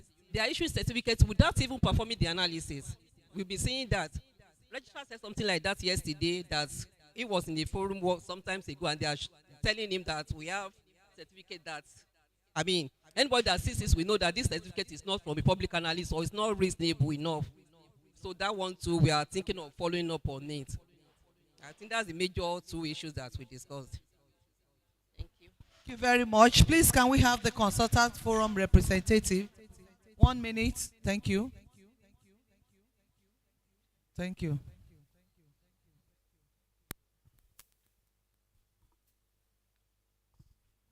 Good morning, everyone. So I'm Temitope Aziz. I'm standing for Consultants Forum. We have 16 consultants in attendance for the meeting, and basically the challenge we discussed is on communication within the forum. That's currently the WhatsApp group is being managed by somebody that is not a consultant, and we are going to look into that so that we have a coordinator also discussing with that person. One of us has promised to take it up and find a solution to that. Then another challenge is we have the coordination with lab owners for maybe a discount during submission of sample for analysis. Being member of the society, you should have that benefit. And we've discussed that, and we're going to look out on the modality so that we can sort that up with the lab owner. Then for the equipment sales and repair, we have some consultants persons that's into that, and we need the lab owner to consider us when it comes to maybe equipment purchase and repair. Maybe they can go through the group as well. So these are the basic challenge that we currently discuss. So maybe more will follow. Okay. Okay. Speak Okay, to you're the not mic. hearing me. Sorry. I thought so. So I hope that's all. That's the challenge. Nobody heard your reports. You Can you didn't speak to mention. the mic? You are live and maintain on this blue carpet. Okay, sorry. So let me take it up again. And basically, 16 consultants is in attendance, and we have the first challenge up to be the communication within the consultant forum. And the current WhatsApp group that was created previously is being managed by somebody that is not a consultant, and one of us has volunteered to look into that and find a solution to that. Then the second has been that for submission of samples to lab owners, the consultant forum needs assistance so that we can have a separate discount given to consultants when the sample is being submitted to lab owners. So we are going to look at the modality of discussing with lab owners to consider us in this regard. Then the last one is for equipment sales and repair. We have some consultants and persons that is into this, and we expect the lab owner to work with us so that we can get this done within the society instead of taking it outside. So that's the major points that was raised. Thank you.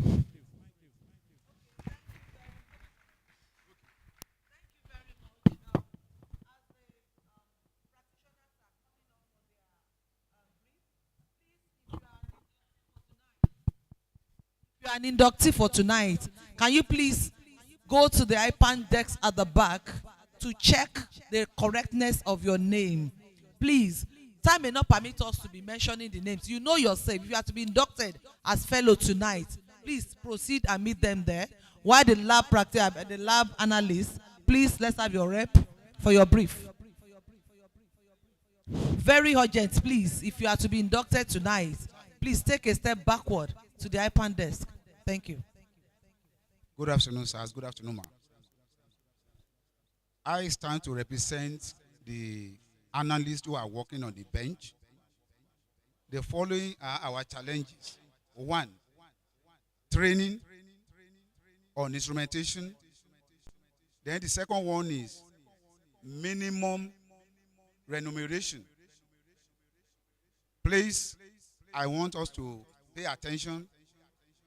As an IPA member, are we all hearing, sir? Ama.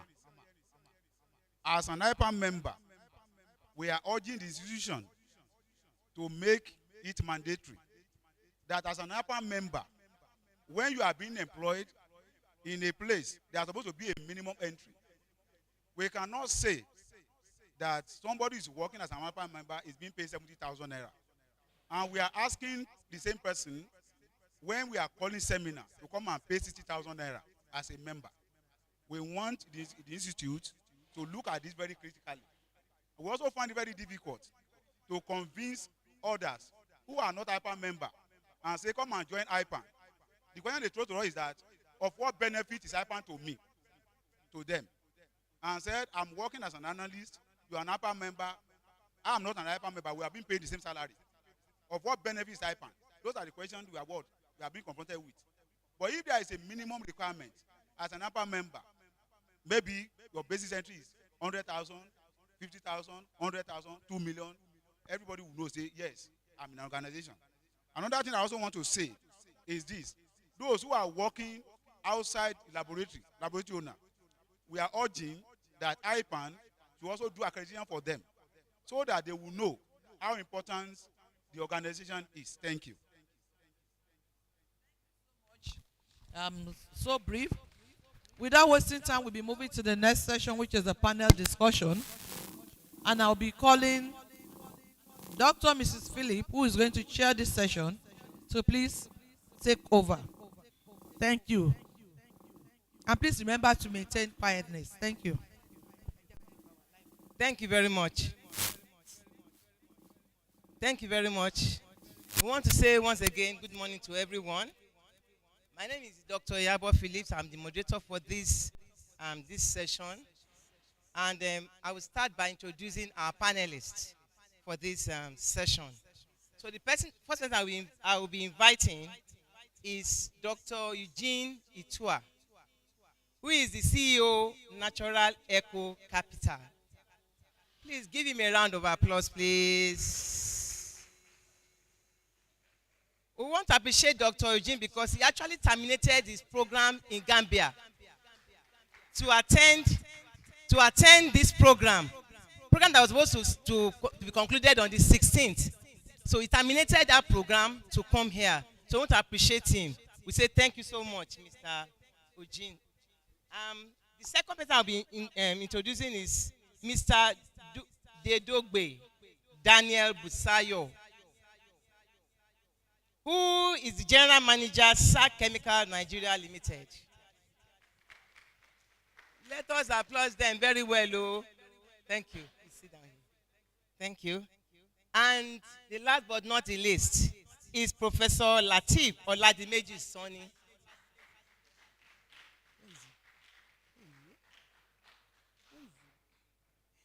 Someone should hear me calling, please.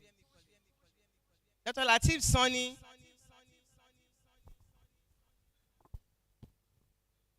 Someone should help us call him, please.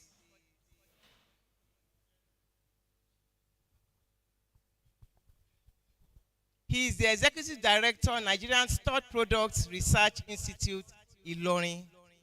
So you're welcome. He's here. Please let us give him applause. So we'll start the program without wasting much time. So once again, I want to say good morning to everyone. Each of the panelists will be given a 5-minute brief on their topics. So Dr. Eugene Itua is going to give a 5-minute brief on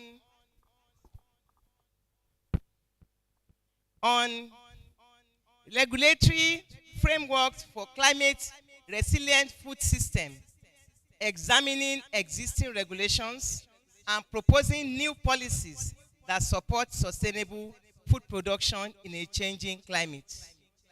Thank you, Dr. Eugene. Please, you can have the floor. I would like to stand.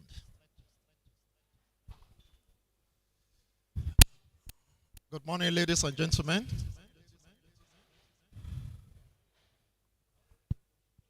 it still morning? What time is it? I was just asking Dr. Mrs. Phillips if we are still in the morning. Good morning, ladies and gentlemen. Oh, we are. Thank you very much, and I count it as honor to be here, to be part of this very beautiful program. And to also commend you for putting this together. Today, more than ever before, we talk about climate change. It appears today, virtually every lip, except for some few ones, that don't talk about climate change. We all are affected in one way or the other. Could it be the way we dress? Or the food we eat? Even the cooling systems. Just name it. Rank and file. We all are affected. But interestingly, I have been made to speak to the regulatory aspect. And just to let you know that today, we have the Climate Change Act 2021. I could lead the development of that climate change bill for the National Assembly. And today we have it as an act. We also have the National Climate Change Policy, for which some of us also participated, the updated version. And interestingly, there are 2 documents today on the platform of the UNFCCC that speak to the long-term perspective related to climate issues based on the Paris Agreement. It speaks to our common vision and indeed strategy. The long-term low emission development strategy. I coordinated that on behalf of all of you and indeed of the government. Interestingly, we had the first move, which was the long-term vision 2050. You can search for it today. It's on the platform of UNFCCC. And the vision was, where does Nigeria want to be by whatever year, which we commonly agreed. And then we had agreed that by 2050 we should have halved our emission. And then we developed the long-term vision, or rather the long-term low emission development strategy. And that's is speaking to the long-term aspect, 2060. What are we, all of us, going to do in your own field, every other person's field?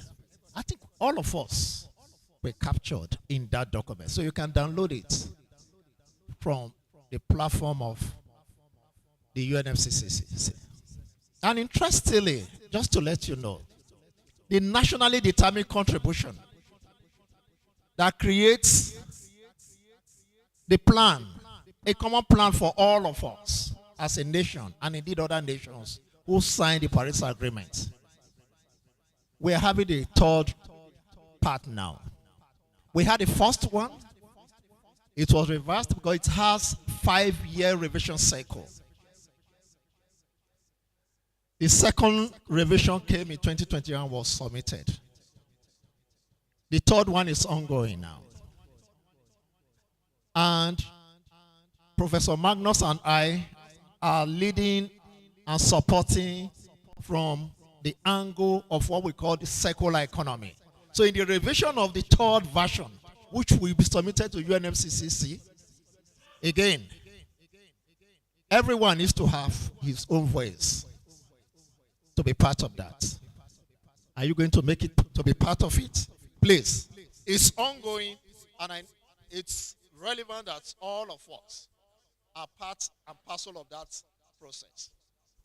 But specifically, for us here, what do we need to give attention to? There are things we need to give attention to, and I will say something on that. This morning, I came from the Gambia this morning. We are supporting the Gambia government to develop their own climate change bill and then review their climate change policy 2016. And we're going from one region to another in the Gambia. I had to cut that trip short in order to be here for this very program. My colleagues will be coming back on the 16th of this month. But I cherish this, and that is why I'm here. Thank you very much for the opportunity. But like I said, for us, the question that remains are all of these frameworks truly climate resilient when it comes to the food system? Are they dynamic enough to protect our food system from the realities of a warming world? I believe we must go further. And I would like to offer 3 heartfelt proposals. 1, we must embed climate risks into all food and agriculture policies. Rising temperatures increase the risk of contaminants like mycotoxins in grains. Are our testing protocols keeping pace? This is where you, as public analysts, are essential. I would like to say that your data, indeed your data act as or like early warning systems. We want to note that. The second one is our regulations must empower farmers, especially smallholders. Let's simplify the processes. Let's offer incentives for climate smart practices like agroforestry, conservation, tillage, and drought resistant crops. Regulation should not just enforce, it should enable. The third aspect is we must break down silos. Climate change touches agriculture, health, trade, and the environment. And of course, if you check the NDC of Nigeria, there are 7 sectors. And likely, this third revision might expand the scope to some other sectors. If it is so, our response must be unified. The Climate Change Act calls for integrated planning. Let's make it a reality. Lastly, you are not just scientists, I must say. You are protectors of public health, defenders of quality, and champions of resilience. The standard you uphold and the truth you uncover are the foundation of a food secure Nigeria. Let us use this moment to shape policies that don't just comply, but inspire. That don't just react, but prepare. That don't just protect, but uplift. Thank you. Thank you so much, Dr. Itua. And I'll be calling next Professor Lateef Oladimeji Sonny. The topic of discussion is interventions by public analysts in mitigating effects of climate change on food security. Thank you, sir. All right, I want to thank you for this opportunity. Just like my first speaker had already laid down the principles. Now, I want to talk about 2 issues now. Number one is when we're talking about climate change, we know that this is also already having impact on food safety. And especially on incidence and prevalence of foodborne diseases.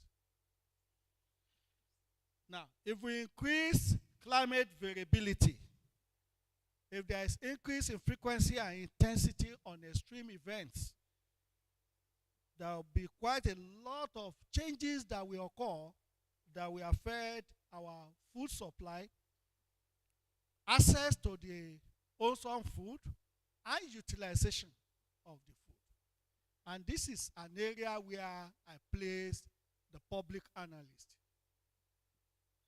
Public analysts of today to respond to the climate issues means that we must all be informed of major critical climate conditions that could affect the food. For instance, you gain a kind of consulting job with Nestle,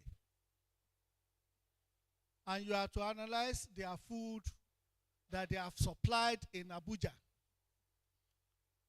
The same food that's supposed to be in a refrigerated container, and they got to Mokwa and they stopped the vehicle there for 5 days. And the driver could not tell anybody what happened to the condition of the stored products. And they asked you to come and analyze the food. There is distortion already. So if you are not careful as a public analyst, and you are sending your COPA to go and do such analysis on your behalf, you know the damage, type 2 error that will happen in protecting your own company, corporate image, your integrity. So the implication is that we have to deliberately upscale the skills and the integrity of our staff in the current situation. Because there are so many wrongdoings that are going on now And if you submit any result and there is a fallout effect, it's going to affect every one of us. That integrity is very important. The second point is the issue of de-risking. The mitigation strategy that we are supposed to do, as my senior colleague have said, I'm not aware whether we have any risk management framework presently as a nation to be able to guide our supply chain. The last point of that is at the agricultural level, the farm practices. When people are not supposed to use banned chemicals and they are using them, it's a great problem now. You are the one that will give certificate of analysis and they ship COPA to Europe. For 5, 6, 7 years, they've banned our commodity in Europe because of high pesticides residues. Who are the consultants that analyze such? So this is a very critical point now, that our competency, our integrity, and our surveillance is very important. The last point is IPAN. IPAN need to deliberately, occasionally organize refresher courses. The way we are detecting some errors are different from each other. With due respect, our great-grandfather that is on seat, he can detect error. Baba Sani Abi, Balogun. Baba can detect error than Gen Z of today.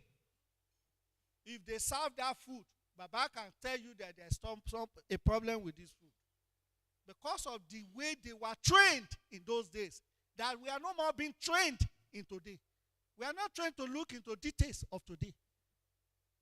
But that was the first mode of training they passed through. So the implication is that there is the need for refresher trainings. It's very important. It's the fact that you're a professor does not mean you will know it all. There is what we call village intelligence in science.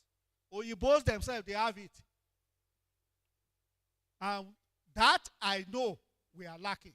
I'll give you a case study of my interaction in Fiji Island as an EU consultant. And I was doing training on food safety. And I met one senior man. Baba was looking at me that this small boy as a facilitator. He could not talk when we started. And we got to the market. I was telling them that look at the seafood and you must tell me what is wrong. Immediately I entered, I saw 3 critical problems there. That man, Baba was watching me. When we came to the plenary, they were giving me a report. I was just jotting. He found out that I could not tell them whether they are wrong or right. I said, yes, that's good. Yes, that's good. Yes, that's correct. Yes, that's correct. By the time I wanted to sum up and came out with my own observation, they just stood up. It was then the Baba came to me and said, young man, please, when were you a professor? I said, I'm old though. He said, how old are you? I told him. He said, what? You look like 30 here in Fiji because they are always very huge like this in Fiji Island. The man now got speaker and was now analyzing my own 3 key points. I was jotting. Even things I could not interpret on what I saw. Baba was the one that was now giving us the detailed implications. So there's the need. It's not for us to just come and just go. That learning, mentoring, refresher training is very important. That is what will let you know that you must be firm, you must be assertive, and you must be contented. That if you can still have Balogun enjoy his life, why am I going to be passing through shortcuts? It's very important. Once we can be able to tidy up that, I think we'll be able to contribute more to curb this problem. Thank you very much. Thank you so much, Prof. And I'll be calling on Mr. Busayo Daniel Dedogbe. And the topic he will be talking on is future trends in food testing and climate adaptation, exploring emerging technologies and methodologies in food testing that can help adapt to climate change. Thank you. Okay, thank you so much. So, exploring, how do we exploring the latest technology and methodology that can help food testing to adapt to climate change? So I want to start with a case study. So last month I was invited to one of the manufacturing company to give a speech on the role of public analysts in food safety. So, and I started with a case study that there is a farmer that has a farmland growing a particular crop that a manufacturing industry is coming to purchase.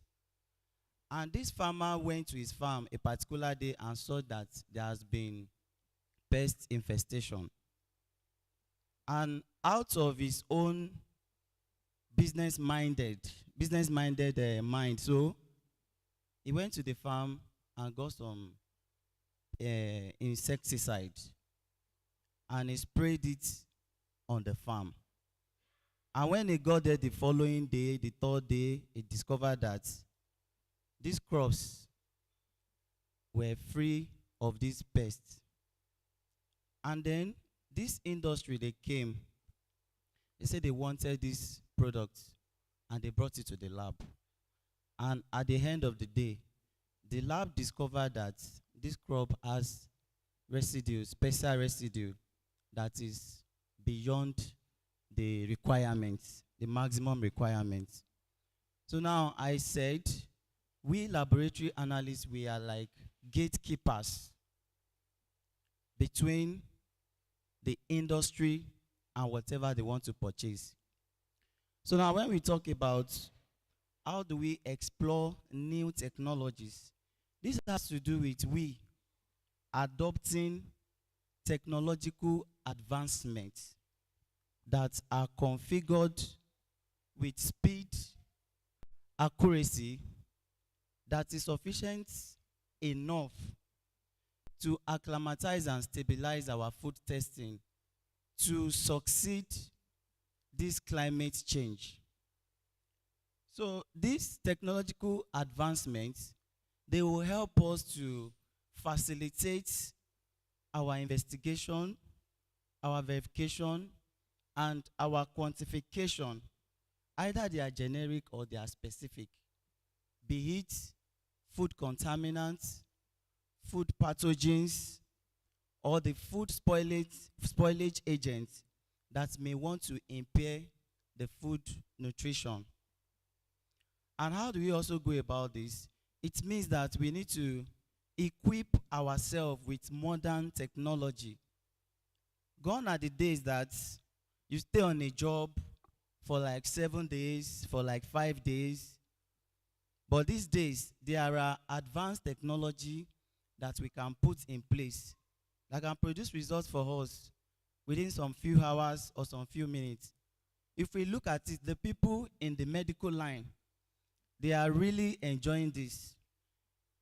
At least a good example is what we have outside there. You go there, you run your test, they give you your results immediately. So what are these kind of innovations? We talk about the rapid testing method. These are methods that we give you results within an hour. We talk of the biosensors. Those of us that are familiar with the environmental monitoring, this kind of gadgets already exist in the environmental monitoring, that you just carry your gadgets, you pull your sensor, and you suck the environmental air, and what is it going to do? It will give you your results. So we talk of biosensors. This can measure contaminants. It can be used to measure the food pathogens, and it will give you your results immediately. There is also this compact dry plate that is used in microbiology. All you need to do is just to put your prepared food samples and insert it on this compact dry plate. You get your result. It's going to save you human error, and it's going to save you a lot of time. We also have all these handheld equipment that you can even take to the field. You don't need to waste your time. It will give you your result on time. And this is the world that is now moving to artificial intelligence. We analysts, we also need to look at how artificial intelligence can be of benefit to us, because it will help us to analyze our data. It will help us to identify that at this particular place there is a trend, maybe that has deviated from the normal trend that we have. It will help us to be able to say that, okay, there is a particular risk that is coming up here. And we also talk of blockchain technology. This blockchain technology used to be like an archive that will help us to store our data and help us to trace it. So any analyst that work on a particular job with this blockchain technology, it is traceable to the person. And it will also help the industry and help our own workload. So we need to invest on the latest equipment. We also talk of equipment that are enhanced with robots. When you talk of the HPLC, you talk of the GCFID, those ones that have the automatic sampler, that once you just prepare your sample, it is this robot that will carry it to the injector. From the injector, it takes it to the detector. And then they also have software that will analyze your results. All you need to do is just to sit down and monitor it. Thank you. Thank you so much. So with those 5 minutes briefs, we have said the ball rolling. So I just want to give you a brief of what we have said. On the regulatory frameworks, we have so many policies and regulations. How far have we gone with these policies? How far are they being accessed? What is the awareness? Then data is very crucial. Then we need to, on intervention by public analysts, we need to improve access and utilization to data and other information. We need to upgrade our skill, upgrade the skill of analysts, upgrade your own skill. Because if, imagine that you schooled in the 80s, 90s, of course, the information, the knowledge you have cannot be that suitable for this time. Even though you have an edge in some areas, but you agree with me that you need to update yourself. The way technology is moving very, very fast. And that means you will have deliberate trainings. Training just like we are doing now, exposing yourself to creating awareness of what is happening, what are the updates that are ongoing. Then risk management frameworks. Because the issue of climate change is a global issue, and it's not an issue that is fading off. It's an issue that is getting worse because of lack of awareness and preparing for the risk, managing the risks that are being created by issues of climate change. So public analysts will have a long way to go. And on the issue of future trends in testing, yes, we must be aware of what AI can do and expose ourselves to trainings on all of these technologies and equipping our laboratories. That's where the issue of collaboration comes in. What your lab cannot afford to procure, other laboratories have. So in the past, many laboratory owners were shying away from collaborating. But now, collaboration is an in thing, and it is the best thing for us. So that means you don't need to spend all your money getting all equipment. Lab A has 3 equipment, sophisticated high-tech equipment. Lab B has other version of equipment, and working together. Because, like we have been told in all presentations that we have heard since yesterday, that public analysts, we are gradually coming to the forefront of almost all issues, all emerging issues. That means we have to brace up and undergo trainings, so that, because with this conference, I believe that public analysts and the institute and the society will be invited by the federal government, I believe. Because we want to know that we are aware that the issues of climate change can be related to all challenges, not only environmental, not only food. Then we need to brace up. So we need to get environmental monitoring. We need to really upgrade skills of our staff. And like he said we are peacekeepers. That means if you are an intermediary between the public and the issues that are at hand, then we have to be very knowledgeable at what is happening.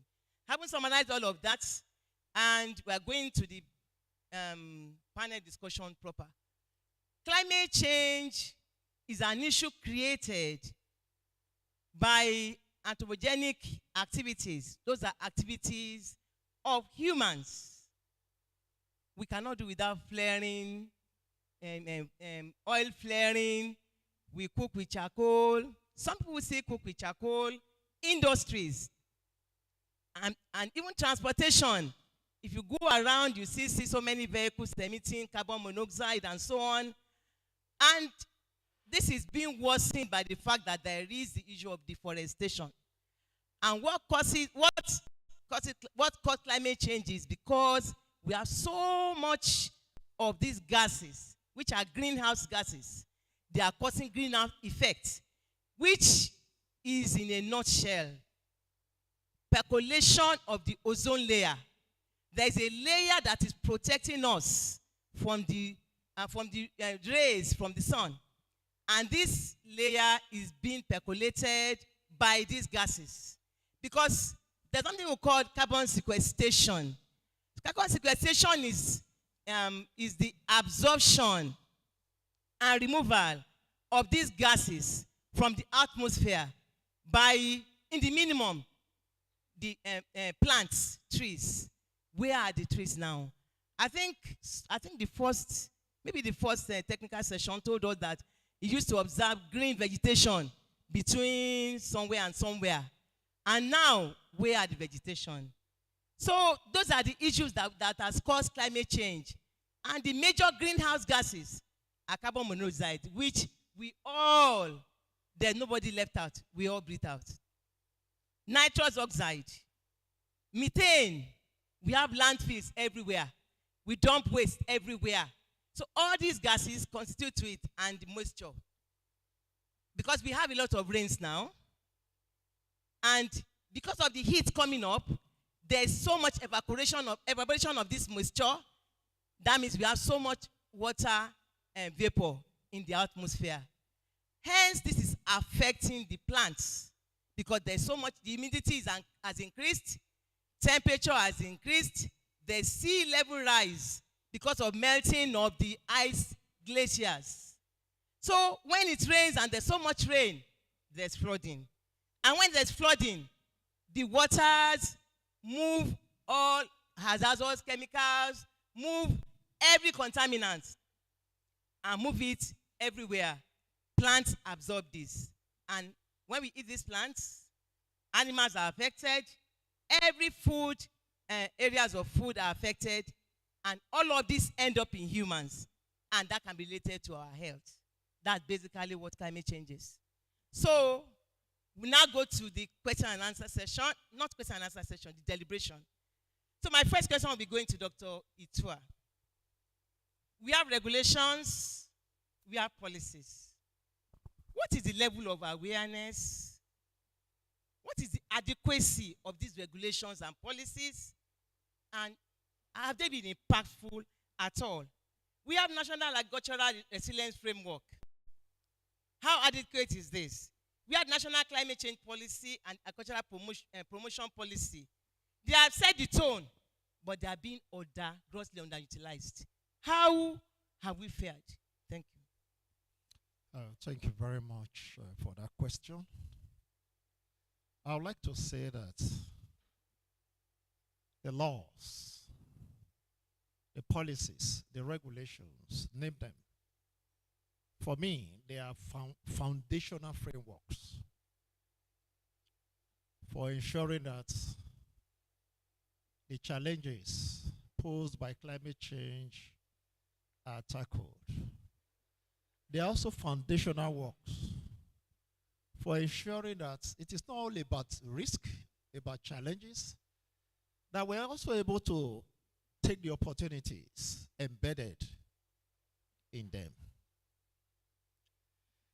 Now, in terms of adequacy, I want to deviate a little bit.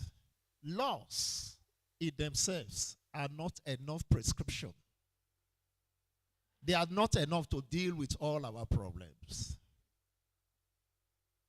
And so we want to understand from my angle that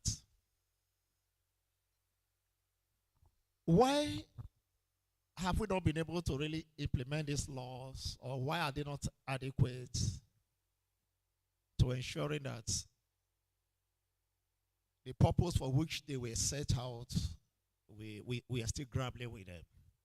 One, you talked about awareness. How many of us are indeed aware that there is a Climate Change Act 2021? How many of us understand the principle or the tenets of that law? I'm not too sure that so many people, even professionals, are aware.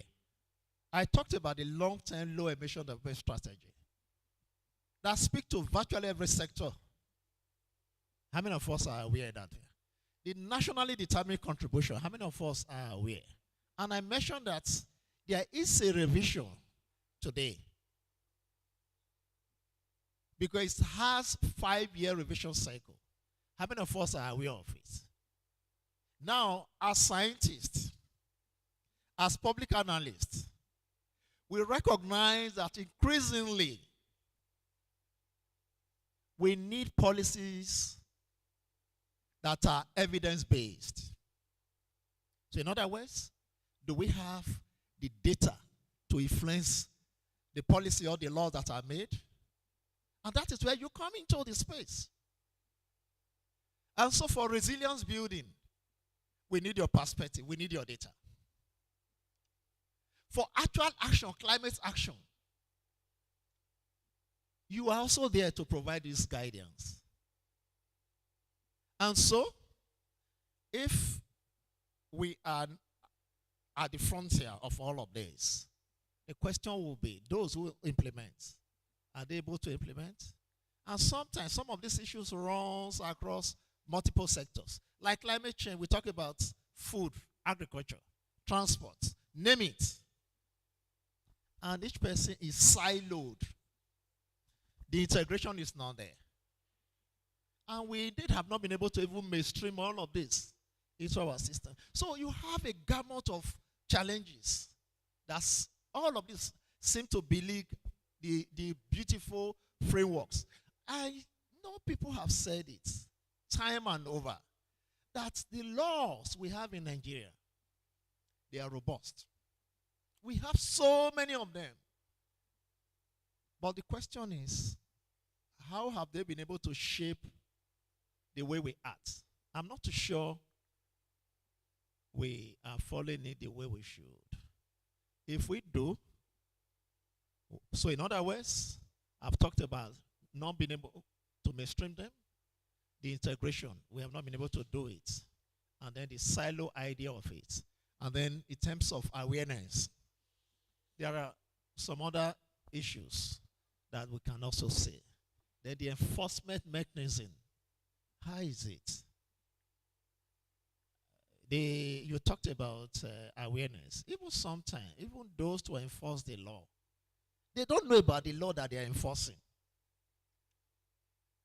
Like we have said, law is not just about punishment. Law also encourages. They encourage for you to do what is right. Ab initio, without prompting. But sometimes it doesn't just come in that way because we want to use the force in a wrong way. And then end of it all, oh, you are looking for fines, you are looking for penalties, you are looking for all of that.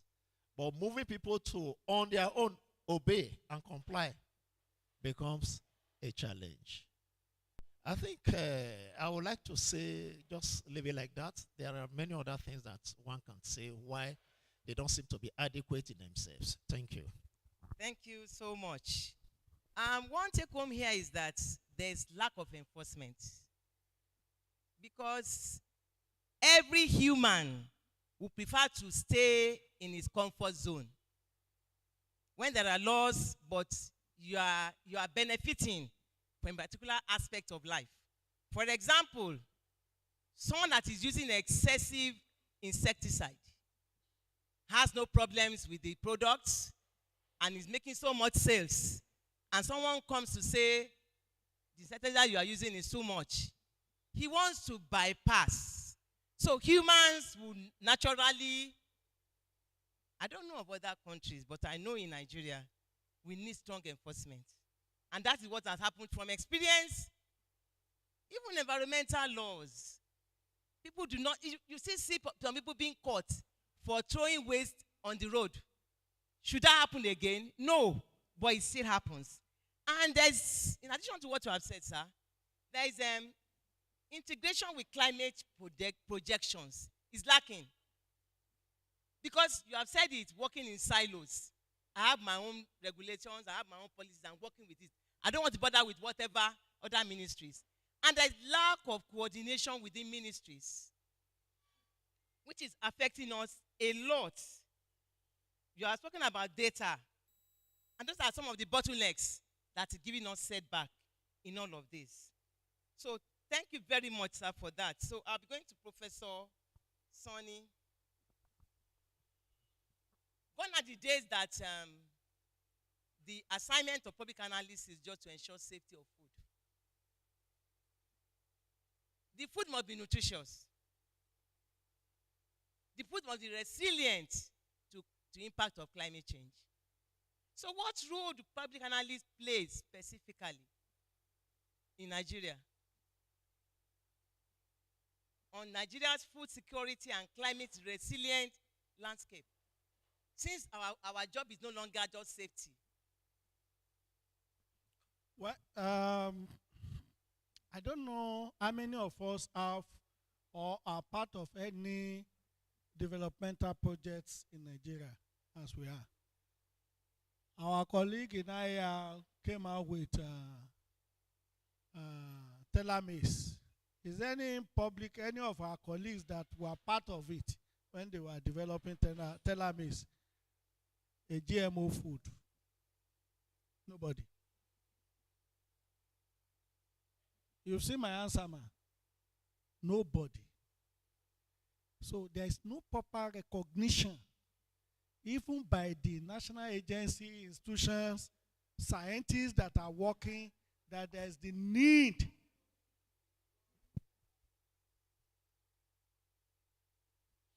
please. There is no proper recognition of scientists and their contributions to critical work. We have drought tolerance on maize, varieties, rice that are going on, all these things. Most of us are not part of that kind of research work. Talk less of now say we want to promote beyond food safety, we want to stabilize food security. So that's number one major critical challenge. How do we make sure that any of these major developmental significant research activities that will have effect on the Nigerian populace that the public analyst must be part of? I presented a paper with risk managers of Nigeria and I raised the same thing. The national safety, biosafety that they said they have. How many of the registered, chartered institute like IPA, Nigeria Academy of Science, are they part of? Nobody. So this silo operation is the bane of our relevance and our contributions. We are not being properly placed to be able to contribute. And this is an area IPA need to find a strategic way to actually come in. We can give you information. It's a matter of citing about 5 critical work in Nigeria that led to the National Assembly assenting to approving or recommending bill, and Mr. President assented to it. Yet, we do not have registered public analysts in them, within our country. So it's the relevance. It's not that we are not ready to work. Who will not say you want to work? But if it's not invited, not called to, how do you work? As I'm talking to you, how many of us recognize our relevance? As I'm talking to you. He's taking Greenwich University now to decorate me. Greenwich University in UK. Honorary Doctor of Science, July 24. In my country, nobody knows Sonny. But in United Kingdom, they are decorating this small man in front of you. So it's an unfortunate thing. I traveled, I hosted about 45 countries in Nairobi 3 years ago as the world president of International Society for Root Crops. Some director generals that met me there since that time, in fact, they still raised it 2 weeks ago in Abuja that you do not know this man. He's not properly recognized in this country. And you'll be talking, minister will be talking, and they won't listen to you. So, nobody recognizes us and our value, though other countries are recognizing us. My major work is outside the country. To God be the glory. Thank you so much, sir. This is a food for thought. I hope our registrar is here. Is our registrar here? He needs to be here. This is food for thought for IPAN, for SoTLAN. Someone should help us call the registrar, please. It's food for thought for us. Nobody will create an awareness about you. If you don't blow your trumpet, nobody will blow it for you. So you have likes of Professor Sonny, you have likes of Alhaji Sonny, you have some seasoned analysts in IPAN, but nobody knows about IPAN. When I was in Lagos Ministry of the Environment, I asked the scientific officers, maybe just about 20% knows about IPAN. They know Chemical Society of Nigeria. But they're not aware of IPAN. What are we doing? No wonder IFM report, I think last week, said that Nigeria is picking up, but the ministries, the ministers are not talking about what they are doing. And that is what is happening to us in IPAN. So what we are taking away from here, no, sir. What we're taking away from here is that we need to blow our trumpet. We want our public analysts to be highly rated in the ministries. Some professions, they take them in at level 10. Some at level 12. But science officers, they will take, I know of Lagos State, they will take you in at level 8 and move you up to level 9 after 1 year. So we need to blow our trumpet. So one of our takeaways from here is we need to strategize on what ways to create awareness about IPAN, about SoTLAN. Because all what we have been doing, we are trying to upgrade our skills. But what we are even doing, what we have done, nobody seems to be aware. So thank you very much, sir. And looking at safety of products, you need to be aware that you should be conscious of the nutritious level of the products and how resilient it is to climate change. There's high humidity, there's increase in temperature, there's absorption of heavy metals. What are we doing? So we need to get involved, even at the upstream level, up to the downstream.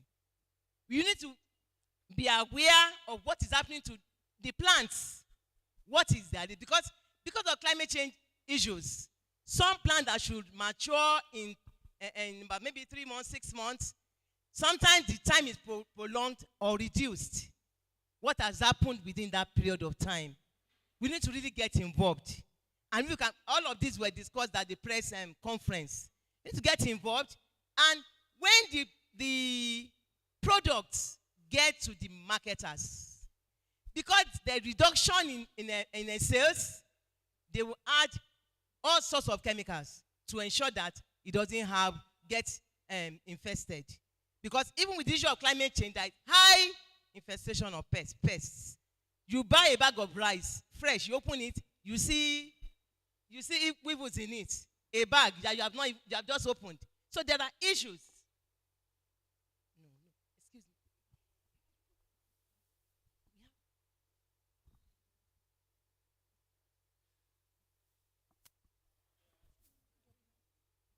me. So those issues are really hanging on. So public analysis, we need to go all out. So to Mr. Dodegbe, there are new risks now, new emerging risks. So public analysts need to evolve new methods, just like you have highlighted. There are more aflatoxins due to the wet conditions, nitrate accumulation due to water stress, heavy metals uptake due to flooded soils, pesticide overuse, just like I said before, and microbial contamination. So why is food testing more important now in the context of climate change? Thank you. So I would just say that food testing is very much important now because it helps us to take decisions and it affects human life. If we don't take it very important, it means that we are going to have more casualties. And the casualties might be people that are close to us. And again, it might also lead to loss of investment. So if food analysis is not taken serious, casualties and then loss of resources. So those two things are the more reason why food analysis is very important. Thank you. Thank you so much. And we are being asked to round up now. So I would we'll just be wrapping up with some parting shots with a question each as we move on. So to Dr. Itua, there are green investments. What is it?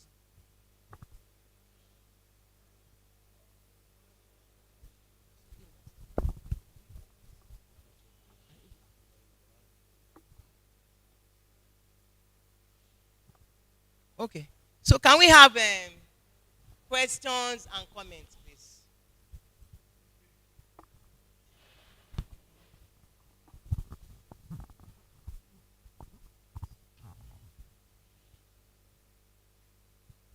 Good afternoon, everybody. Thank you very much. Food safety is one of the problems that Nigerian government, especially in terms of revenue, they are facing currently.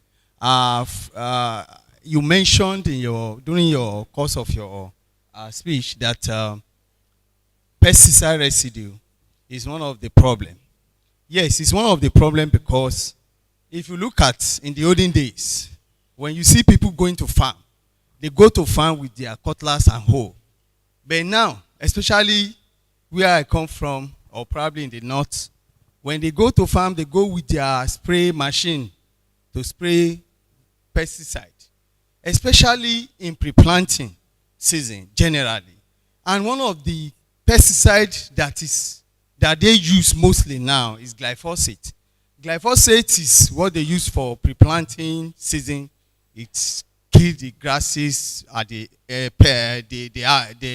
weeds. Yes. So what am I trying to say is that For instance, in 2015, Nigerian Nigerian COPA was rejected by European country, and it caused a lot of millions of dollars revenue loss to the country. So in addition to people will be affected, we also suffer a lot of revenue loss in the country. Honestly speaking, when you check the data out there in terms of pesticide residue in food, most especially glyphosate, organochlorine, organophosphorus, etc., there are plenty. And it's affecting the way the European country is looking at our food. And as a result of that, a lot of tons of beans were rejected, even maize generally. And our role as a public analyst in this direction is to, one, standardize our laboratory to be able to cope with food testing. Is very expedient. In the whole country, you can count numbers of GCMS that we have. Talk of, even in the research centers and government facility. No GCMS. If you don't have GCMS, if you don't have HPLC, MSMS, you can't quantify all these pesticides correctly and to that level. So I believe that as a society like this, we need to keep talking about it. That's number one. Number two, okay, we need to keep asking government to invest in all these science and technology. Thank you very much. Thank you.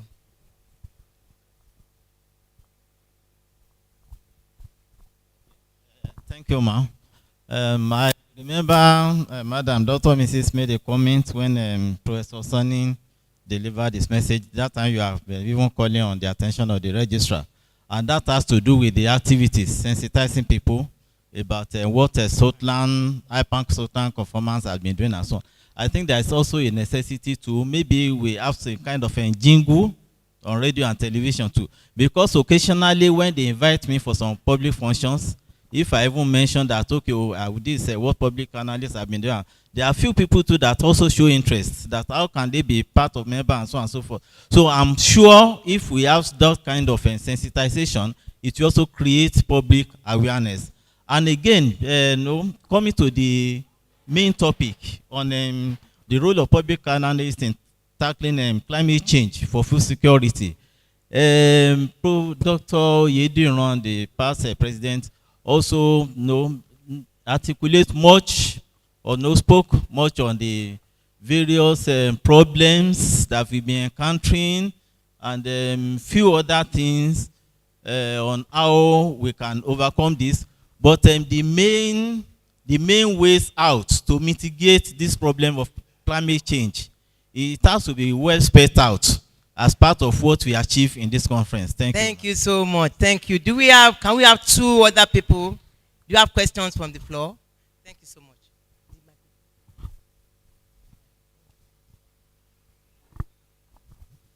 I want to stand on existing protocol. I want to commend Professor Sonny, please raise the Dr. Itwa. I hope related to one Dr. Itwa, a pastor. You are not related. So I would have wished that you had given us more practical steps you were taking in the Gambia so that we can see maybe we are on the same page. And then I also want to commend Professor Sonny because he was talking about workshops and maybe seminars organized by IPAN for emerging technologies or advancement in analysis. This is very important, not just for the staff or for members, but for the whole nation as a whole. I want you to remember that there was a time Obasanjo banned the importation of refrigerators into the country. And that is because of the use of CFC in AC, Belgium AC and refrigerator into the country that breaks down the ozone layer. Obasanjo was doing that because of that. And I'm sure that this will also percolate down to other activities as IPAN or SoTLAN continue in the analysis. I also want to talk about what my brother was talking about. I will soon round up. You see, the AI, we should not be scared or move away from AI. AI has existed long before now. As a matter of fact, Google is AI. Whatever you want to find out, just tap into Google and it comes up. People don't talk about Google as they talk about AI today. Okay, let me stop for now. Thank you very much. Okay, Mr. Alex. Mr. Alex. Okay, doctor, sorry. Dr. Alex, I just want us to, starting on the existing protocol, I want us to know where we are in the food supply in this nation before making all these recommendations. Last year, we saw a lot of people lost their life because of food stampede. We can recall people, children died looking for food. If those food were contaminated, do you think people will not go for them? They will still go for them. So while we are making all recommendations, let's know where we stand as a nation in terms of food supply. A lot of people prefer to eat food, even if it's contaminated, than being hungry all day long. So that's just an angle I just want us to try to look at. If today people are sharing food, will children no longer stampede if the food is not to be contaminated? Thank you so much. So the participators will be giving us 1 minute parting shot each. What I will say is, for your recognition, I mentioned earlier that the revision of the nationally determined contribution, NDC, is ongoing. Let your organization notify the Secretariat, the National Council on Climate Change, that you are part and parcel of the process. And then you will be integrated. And to let you know that arising from this, we're going to invite for the part that I am leading on circular economy. We're going to send an invitation. There are questionnaires out there. Your institute should be able to contribute to it. And then with that, you become part of the entire process. Again, fundamentally, you generate quality data. Can your data inform the NDC revision? Yes, absolutely. Why don't we make it count? Let's get it done. Thank you so much.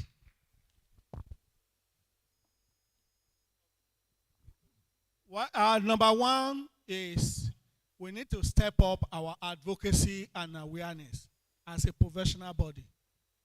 It's very important. The second point is we need to find a way of how to extend our collaborative and partnership opportunities. They're very important that we do. Thank you. Thank you, sir. Okay, what I will say in conclusion is that as much as we are trying to emerge with the trending technology, so we should also invest in training our staff so that they will generate reliable data that will be needed by the industry to take decisions. Thank you.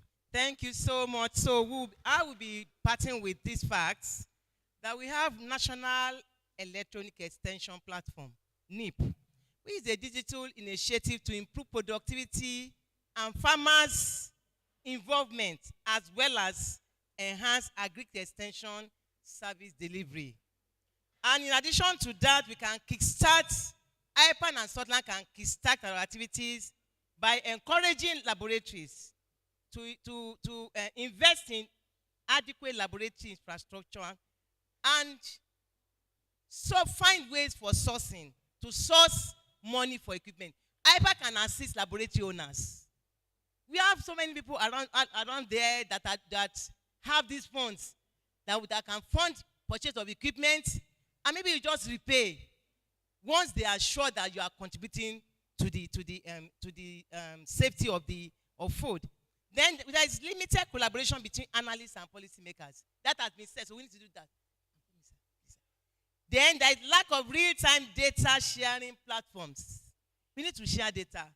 It's a time apart when everything you do, you want to just have it within yourself. Now it's better to send it out. We won't have all this AI and Google and everything if people do not send out their data. We enjoy this data now, so we need to send them out so people will benefit and be aware of us. And there's insufficient public awareness on the role of public analysts. We need to do that. And Balogun Sani will be rounding up this session. Thank you, sir.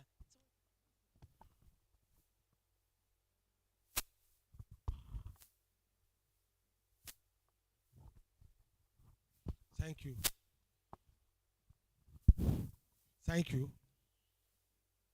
My name is Balogun Sani once again. I don't know. Most people may not know me. But at least I was president of this organization for 7 years, and I started the examination to train analysts. I have a passion for this job. I have a very, very strong passion. Ask me to put the.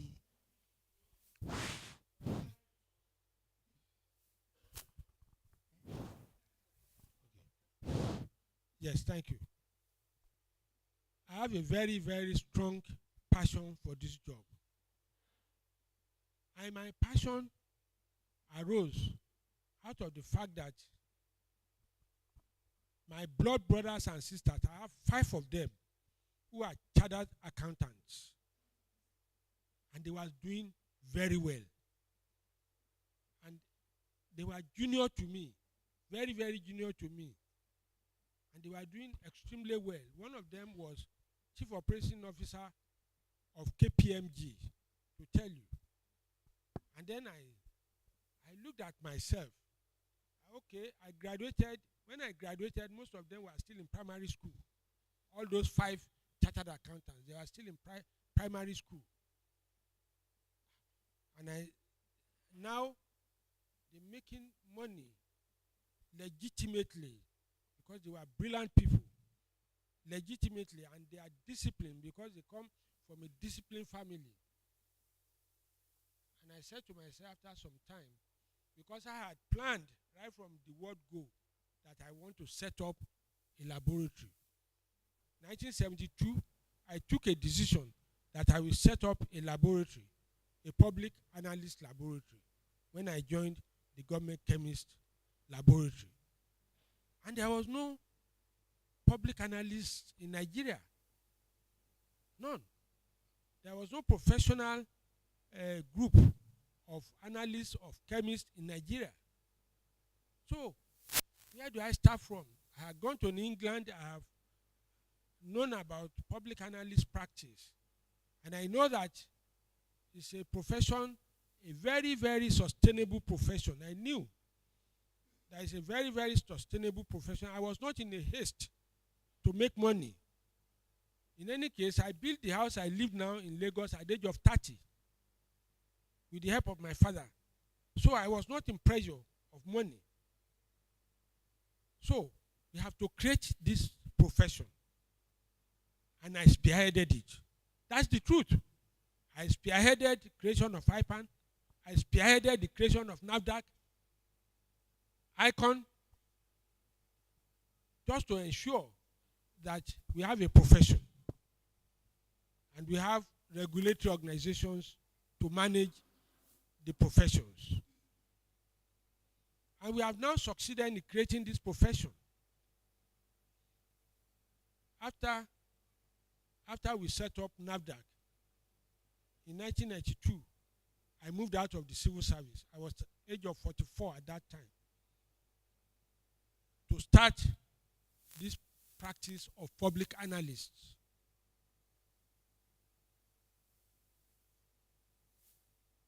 I first of all joined Alpha Laboratories. I was executive director of Alpha Laboratories. And after 5 years, I left Alpha Laboratories to set up my own organization. It is planning. I'm appealing to all of you. This profession, if you toy with it, you will regret it. Because if you stay in this profession, you can never be a loser, because there must always be industrialization. Nigeria must industrialize, and for as long as Nigeria is industrializing, the public analysts will have jobs. You will have jobs. Let me tell you, and I'm not boasting. And he's there. In SAC Chemical, we have more than 400 companies that we service. Is that not true?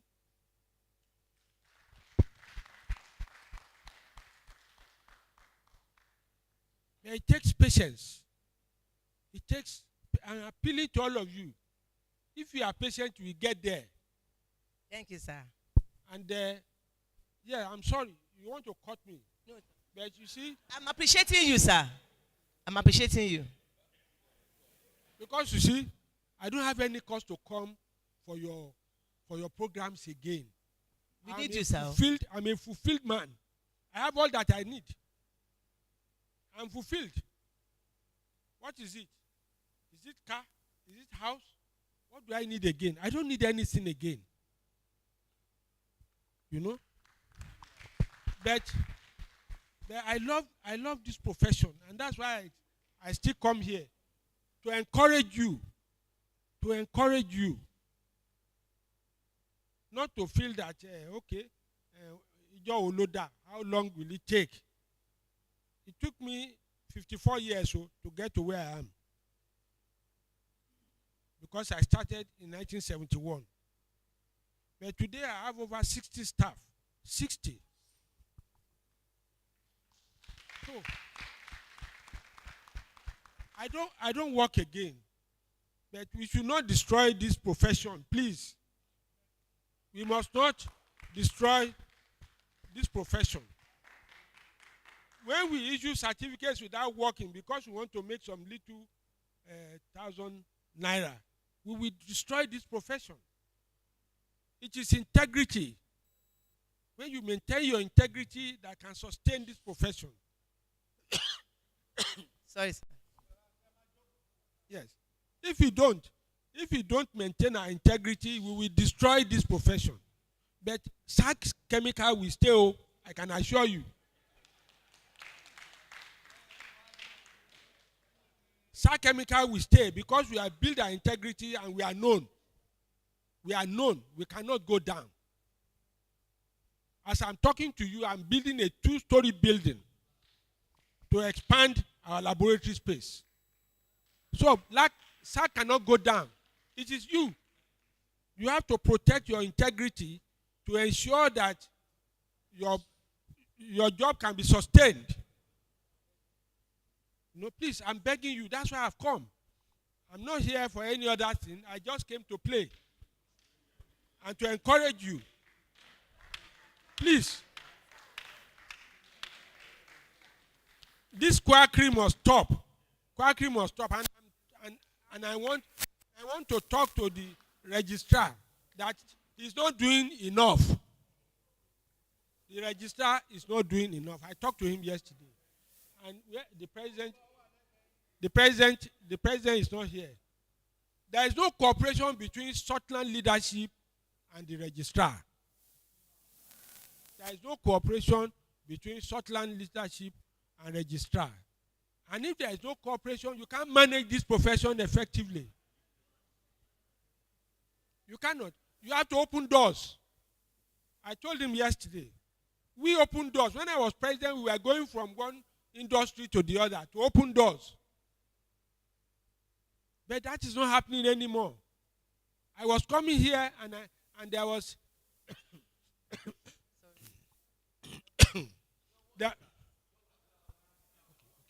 there was AOAC at Shagamu. And I asked him, I said, I have seen AOAC at Shagamu. What are we doing? Are we in touch with them? And this Exim Bank, what is the name? Afrexim Bank is sponsoring it. And I told him Afrexim Bank is multi-billion-dollar bank that can support analysts. How are we getting to AOAC and then linking up with Afrexim Bank? I was was asking him yesterday. We have to open doors, continue to open doors. This job is a very lucrative one. I am telling you. I'm telling you, it's a very lucrative one. Those who are working with me will tell you. We buy cars for our staff. It's a lucrative job. I beg you, don't destroy it. I can't talk too much now. Please don't destroy it. Thank you, sir. Thank you so much, sir. So on this note, we want to really appreciate Dr. Itua, Mr. Dodegbe, and Professor Sonny. We say thank you so much. I want to appreciate Balogun Sonny. Thank you so much, sir. Eshe, sir. We'll be calling the president for the award. It's Professor Gumiyola. The president is in the house. Here you come.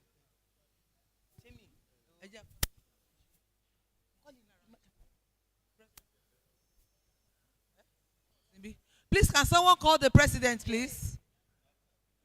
Yeah, please, president, we need you in, sir. We need you in here.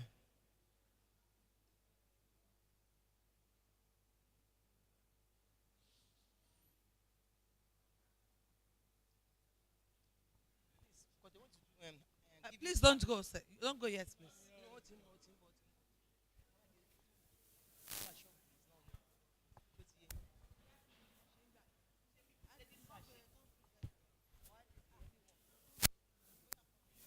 Is the president around, please? Registrar, sir. We want to hand over the plaques. Okay, he's on his way. He's on his way. Okay. We can be seated. We can be seated. While Say you can be seated so that they will do it one by one.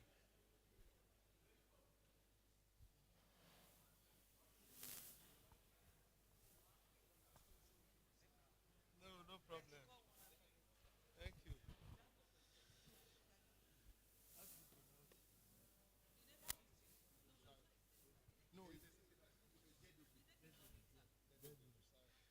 Okay.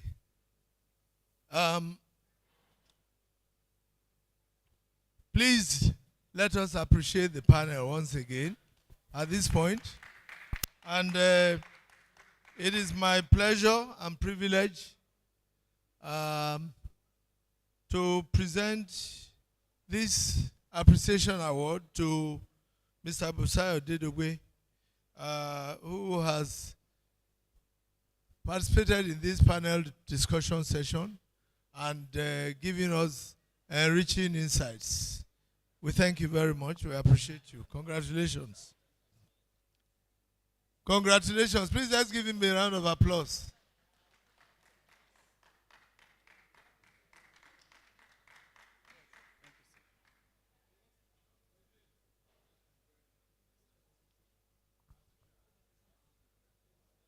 I want to also appreciate another panelist, Professor Latif. Please silence. Sonny. Can we have some quiet, please? Professor Latif Sonny, who has come all the way from Ilorin to actually honor this invitation and has given some useful, very, very interesting insights, again, as part of this discussion. We want to appreciate you. Thank you very much. Thank you. Thank you. And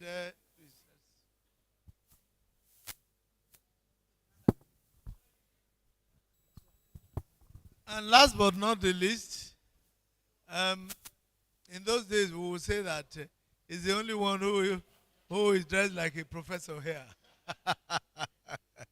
And I want to appreciate Dr. Eugene Itua.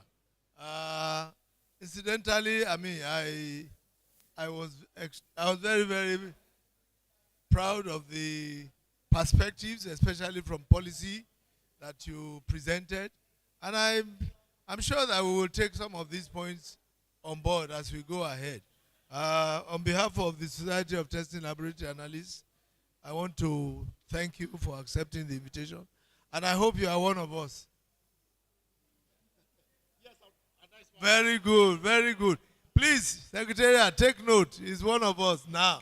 I appreciate it.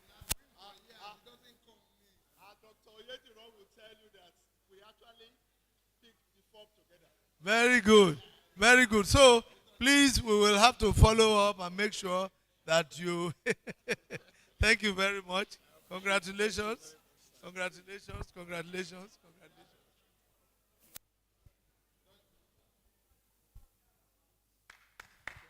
And last but not the least, can we appreciate the chairman of this session, who has moderated excellently, and you know, at some point I mean, the way she took notes, the way she took notes, to every detail, I think it was very good. Congratulations. So thank you so much. A round of applause for them again. Thank you. Thank you. At this point, please, can I have your attention, please? At this point, I want us to just stretch our legs for about 10 minutes so that we can start the annual general meeting. That 10 minutes of stretch, what we have agreed is that it will be an opportunity for the various zones.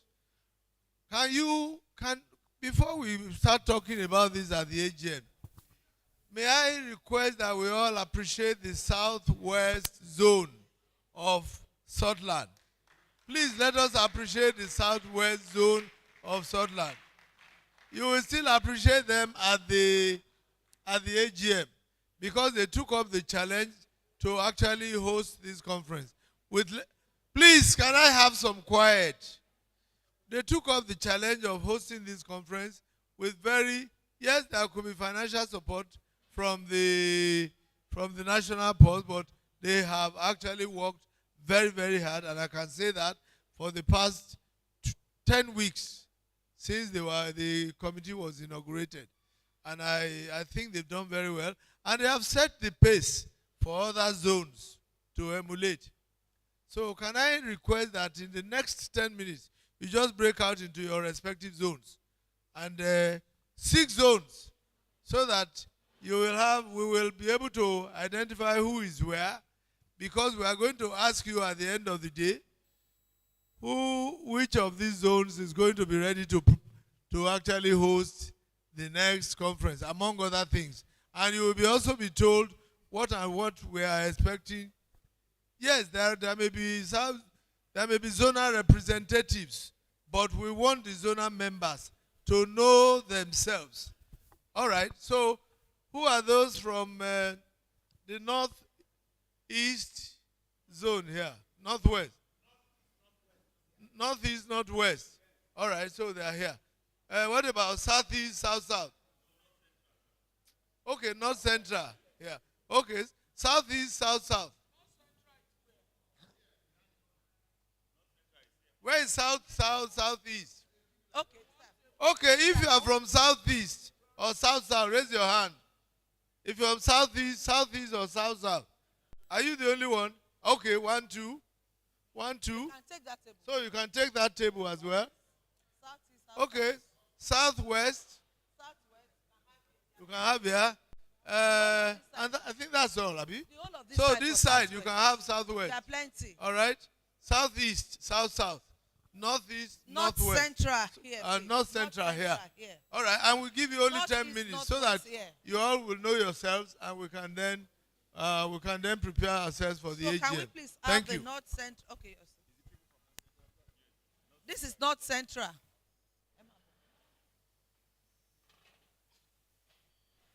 Let's have North Central if you are from North Central. Fast. Yes, now. That's what I said.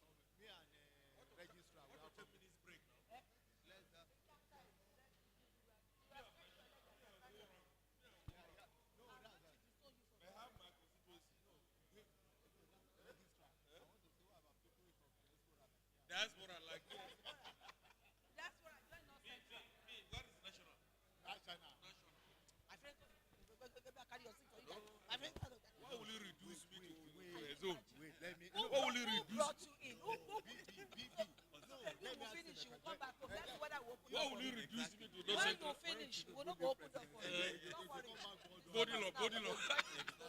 But for now, he's still a national figure. My friend, So I'm a national. what pedestrian brought you in? If you finish, you will close door again. You not go come no central No, but again. it's 10 minutes break. What are we even going to do? Is it campaign? That's nobody. Where can help you carry your seat? This is what you are consigning me to. No central with registrar, with SSG. SSG, yeah? SSG is the most prominent province. So, you are there too now. I know it's not central. You are there too now. So please, we are so blessed. Dr. Amin. Please, there are some sheets going round. Please, everyone should ensure you fill your details. If you are a member, you can be a multi-organism. Don't worry, you go round. Because that's where I work. Don't worry.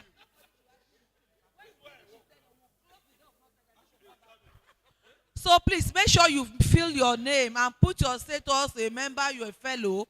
Ensure you fill your name, please. Thank you. So please, North Central, please come over. North Central, North Central. This is Southwest. North Central. Woman, pass it. Eh? This is Southwest. Echo now. Please, North Central. Northeast, Northwest, this way. Which zones are we here, please? Which zone are we here? Southwest, this Southwest. Join your team. Fast. We have just 10 minutes to do this. Just 10 minutes. And the reason why you are gathered at zone level is to interact, is to get to know your members.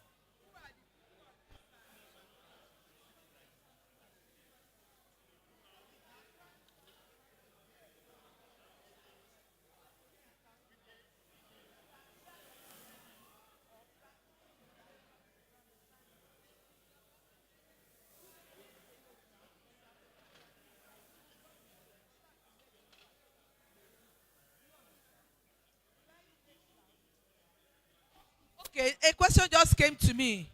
People want to know who are the members of the zones. It's not really by ethnic origin. If you are Yoruba, you are based in Southeast, and that's where you practice. That's where you make your impact. So that forms your zone for this professional association. So please, can we join the zone where we are? God bless you. And we'll be interacting, and make sure you add yourself to the platform of your zone if you are not there before now. Deliberate on what you want to do, and we're going to be having the hosting rights ceded to a zone that is ready during the AGM after now. So if you know your zone is ready, discuss it and agree as a zone. Okay? We're going to be discussing integrating your zone. Get yourself added to your platform. And here now you're going to discuss if your zone will be ready to host the next conference, because we'll be discussing that at the AGM. We have to agree as a zone. So let's get on our zone. North Central, let's come together. We are no more than this table, Abi.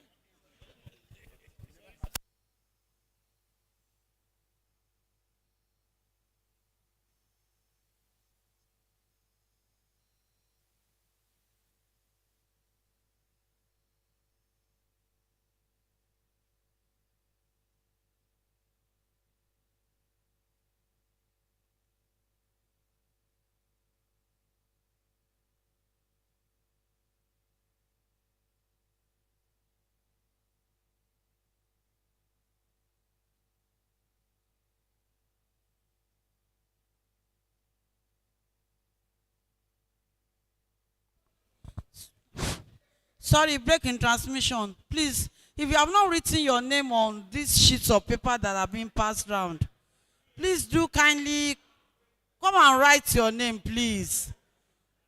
We don't want anybody to be disenfranchised. Please, as long as you are here, come and write your name. Thank you.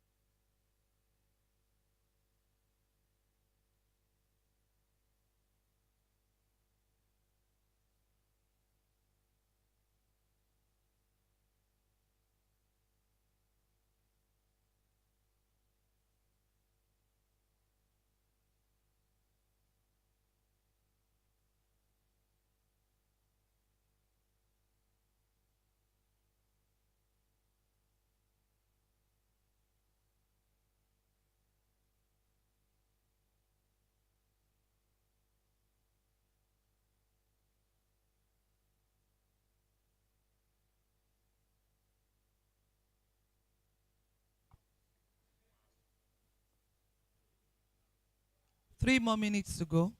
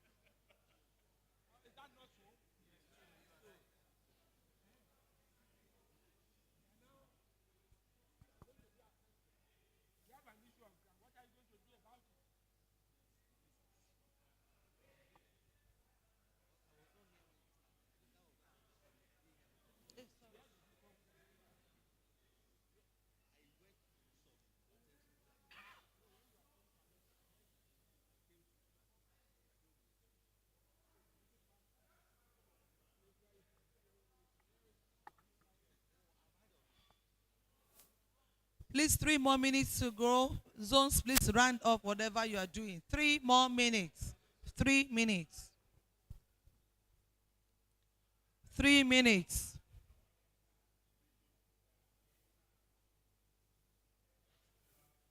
I'm sure we are done here, right? I trust my say. You people, no, make una know. I will give una fine. And I don't know say I be na wife.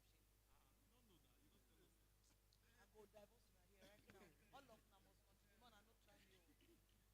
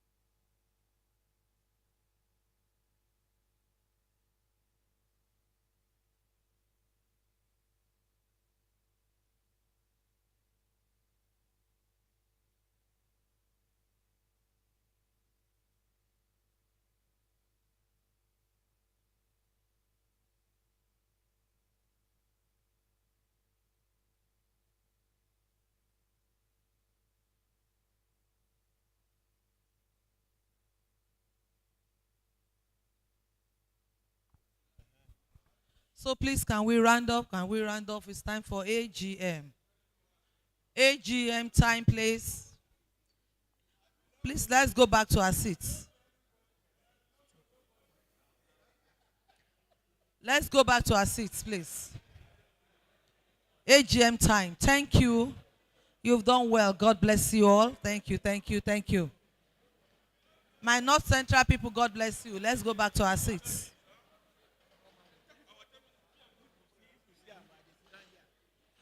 Hello. Okay, thank you. God bless you. See you at the North Central. I hope we're done here too. God bless you, sirs. Ekwishe. So, we will have to meet over there. We will have to meet over there.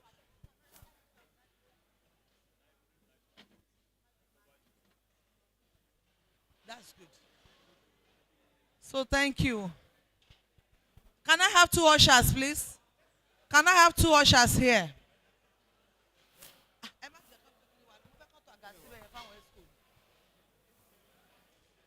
Can I have 2 ushers?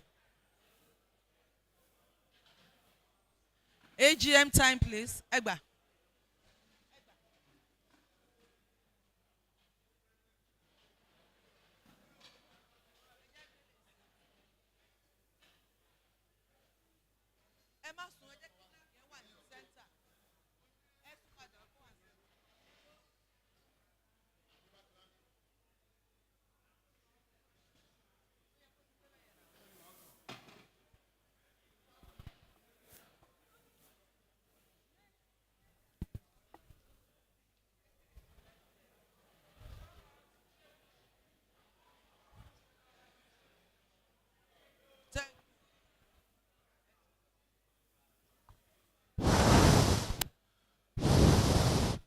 May I call this annual general meeting to order, please.